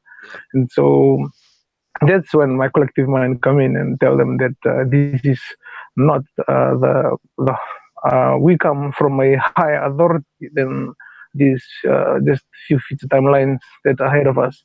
And so this higher authority went right to the past and then implement all these plans and hide them. And that's why you have all these problems in Atlantis, in Lemuria, and all these other the timeline that they've prepared, because they were trying to actually destroy the planet right here in this timeline right now. But that's how the collective mind, which is what the family of the Za and the Ra confederacy is, and what our role is. And that's why, even if like Kim, the festival place, she wouldn't even understand why she was chosen. No, because this was hidden. It was not known even to those galactics, even to the people. They tried to change the timelines around. They tried to work with the energy of the planet, try to reconstruct the ley lines and reorganize it so that it can take them to different probabilities. And so when they all these years, that they've been trying to manipulate the planet and try to take it to a probability where you have destruction, and then you have all these what you have in the Bible. You have all the, but now no, the agreement has changed. No destruction. Every person on the planet have to relearn how to be sovereign, and to be able to do that, no one will intervene. And this is what the peace treaty that Tank is actually talking about. Because I'm actually there, that's why I can talk about it like this.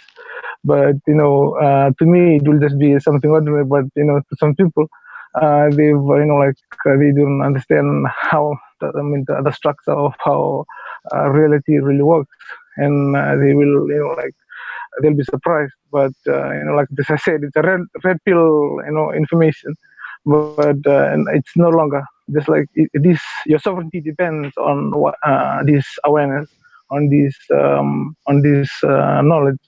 And so what we did, that since then that we have changed the probability, there will be no more destruction. There will be just so all the other what you call a guide or guardian, they are protecting, they're changing, they are fixing up the sun, they are changing the planet right now. You'll see our magnetic north changing. It's moving slowly, and they're trying to readjust it to a more balanced place, because it will affect the DNA of every living thing on the planet, and then we'll be able to harness that eternal energy. Just because the planet is not sitting in the proper place, that's why you are dying right now. And they will reorganize the agreement with all the females on the planet, especially the human females, to be able to balance the menstruation cycle they have every month. This was part of the initial agreement. Before, we didn't have menstruation cycle every month. When there was two moons, the menstruation cycle depends on the awareness or the spiritual energy. If you want to create a family, or if you want to create a new life, then they have that cycle. But after that agreement, because it was known that they will destroy everyone here, and the 8 billions of those planets. There was an agreement done long ago for the menstruation cycle to just uncontrollably, as soon as you reach puberty, you'll get that every month. And now we're trying. If all of them, they know their role, so all the galactics know, because there are certain galactics that have a control over this. You have the Guardian, and you have the Galactic Federation that try to manipulate the Gesar-Nesar agreement, but we stopped that as well. And so some of the people that are waiting for it are just perpetuating it, because it was implemented into the awareness about 40 to 50 to 60 years ago. But then, they try to use the victim as a way of thinking of the people. But then it's not allowed anymore. This time it's a fresh new start. And that's why, like I said, for Kim, it represents that humanity is on the planet again. We are in control of the planet. It's not that, there's just one person that actually have control and all that. No, it's the first time that human beings will be able to be given a chance to learn how to be sovereign again in a very long time, 26,000 years. So that's we, all the chiefs in PG, we understand. We've been discussing that because but one day when you come here, you will see it's written in our dances, in our land, on the names of the land and the people that those knowledge that has been passed down to. And so it's nothing new, because even in our land, we understand that there are probabilities, and then this can happen and that can happen, and then ultimately this didn't happen. Now that happened because of what we are doing right now. And so a lot of people that are watching right now involved in this show, they are actually part of this agreement. And so it's not a coincidence that you're here and you listening to me, or you are listening to Dan and Tank, and it's just how everything works together, and you just have to learn how to actually learn the lesson and fully understand it with no judgment and with no physical, how you have ego and you want to know You want to know, I want to know this, I want to know that. This will limit you to stop yourself from listening from within you, because you will try and logicalize and try and organize everything outside of you. And so if people can actually learn to control that and understand what they are, they will understand, they will have that connection and innate ability to what you can say, tap into that energy that is within them and fully understand the role that they are here to play. And yeah, so the probability has changed, and that's the good news. There will be no. I mean, they heard about this and they tried to make. You see those movies like 2012 and all these movies. They tried to, like, make you create, like, just because of how you think and on how it affects the probability of the future of the planet. They try to make people create these destruction. And people go and watch movies and they're moved by it. And then, like, I usually laugh at it because I know exactly what the new probability is. That's even before 2012, and they tried to introduce the movie, because the scenario was supposed to be that way. It was but there was an agreement from a higher order that has been hidden. That like, that is, I just came out a week or 2 weeks ago. It's because of what Kim is actually doing, and because of that, the probability has changed. And so, as soon as I read it out, she will notice the new probability that actually exists, and think you'll understand that because of how the quantum system works. So I'm actually thankful, and I'm thankful that everything is moving really in an acceleration rate right now. And I'm thankful to you, to everyone. Yeah, thank you so much. Thank you. It's good. This positive energy just helps everything move forward. Give us a kind of a flow to follow. Right? We have a lot of energy that's coming together right now, and that's why it's really good that you're here. We'd love to have you participate. So please, never. It's okay to take a breath, but keep the flow going. Yeah. Sorry, go ahead. No, I was just thinking about, I've been, I've made myself very available to people. I make it a point to really try to talk to as many people as I can personally about what we're doing. So people contact me from all over the world, all the time, and what I'm amazed about, and I really just I appreciate being part of it, is that you know what people might be feeling who watch this or hear you or hear me or Dan or whatever, is they might be feeling this natural kind of opening and a connection, right? And and a lot of times people are almost trained to kind of ignore that, because, especially because we're talking about some stuff that's really way out there sometimes. I mean, for the average person, right? But what I'm amazed at is how many people call me and they're just like, you can tell immediately that they can see that for the first time in their life, they're going to be able to be on a track to fulfill their soul agreement. And what I'm amazed at is some of these people have just held this, been looking for that for their whole lives. And some of them will call me and be significantly older, than me, right? But they, but you can tell that their vitality is, they're so strong, they're so ready to go. And then sometimes people call much younger and they're completely depleted, and they don't even, and they're not even sure what to do. They're just looking for a way out of a bad situation. But when this really connects with you, with these people are just being sparked and inspired and remembering, like, oh, I can actually accomplish, what I came here for. Because one of the things I think is so tremendous is in all of the efforts, in all of the techniques, all of the technology, all of the mind control, all the tools that have been used against us in an effort to change this timeline, to make it a catastrophic timeline, where they're able to just put us right back in the same trap of reincarnating back down to the same time loop and relive all this again. for another 26,000 years. And what I'm amazed by is the strength of the human spirit, that the one aspect of everything that you was impossible to destroy is the way that people love, right? The way that people are naturally, the way that people love their children, the way that people want to help others, the way that people, they, of anything they're driven by, they're so naturally given to serve and support and help the other people that they recognize. You're like you might look different, but I know, we're all from one tribe, so to speak. And that to me is really profound. So I would encourage anybody listening, go with that.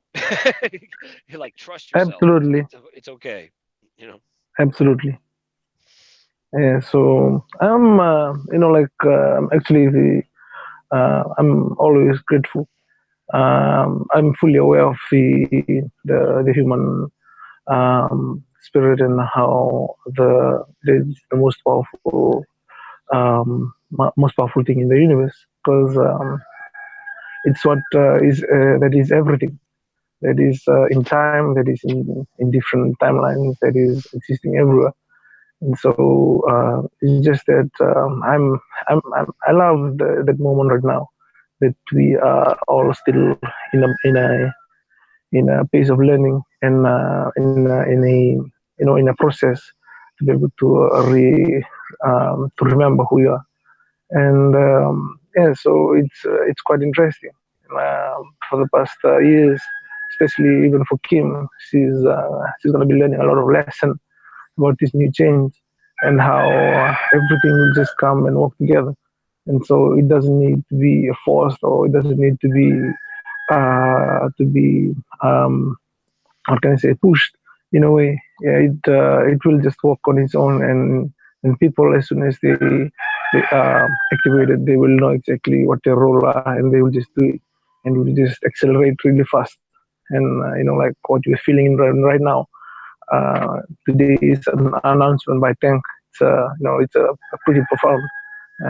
There's not to be able to have Kim to have that success, especially there in the projects in the US, in wherever they want to do the projects. This is like the sign of that profound power of the human spirit, and that we are showing, not only to prove to ourselves, but proving to the rest of the people, the beings here, the planet, the beings in the solar system, and the beings wherever in timeline they may be in our future and our past from us.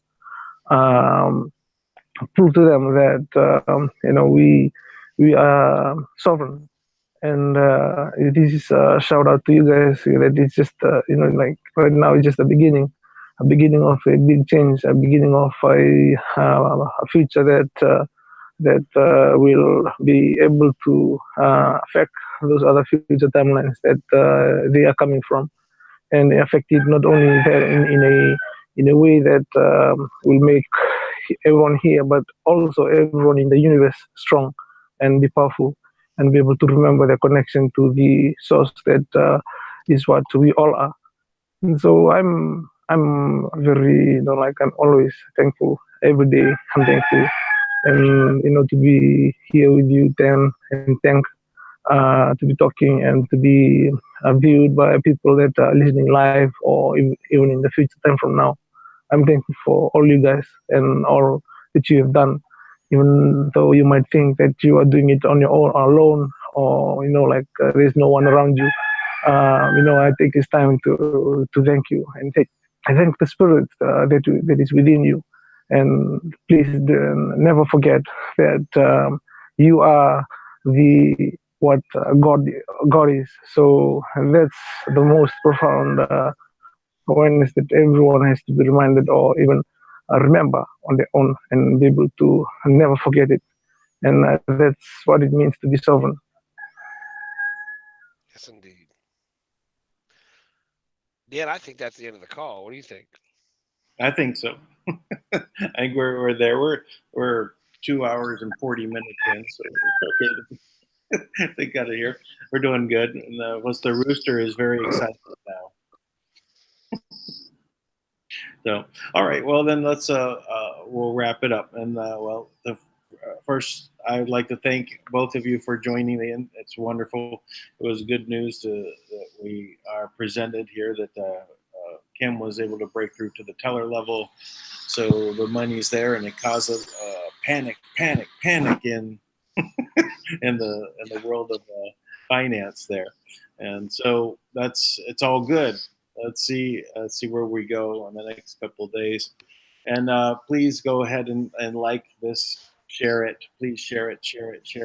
It needs to get out there, this information. So copy and paste the link or hit the share button and go ahead and share it, and leave positive comments. And we're getting a lot of good comments, so it's good.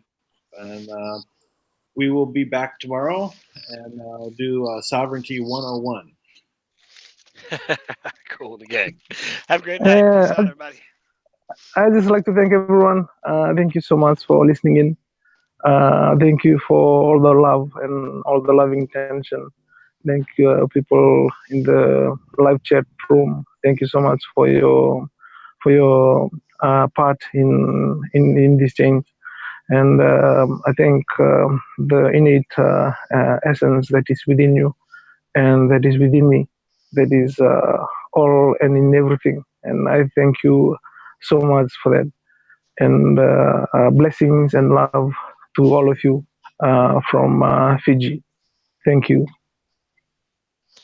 Okay, awesome. From the Ra Collective in Fiji. The Ratu Collective. Ratu. I love that. All right, bye everybody.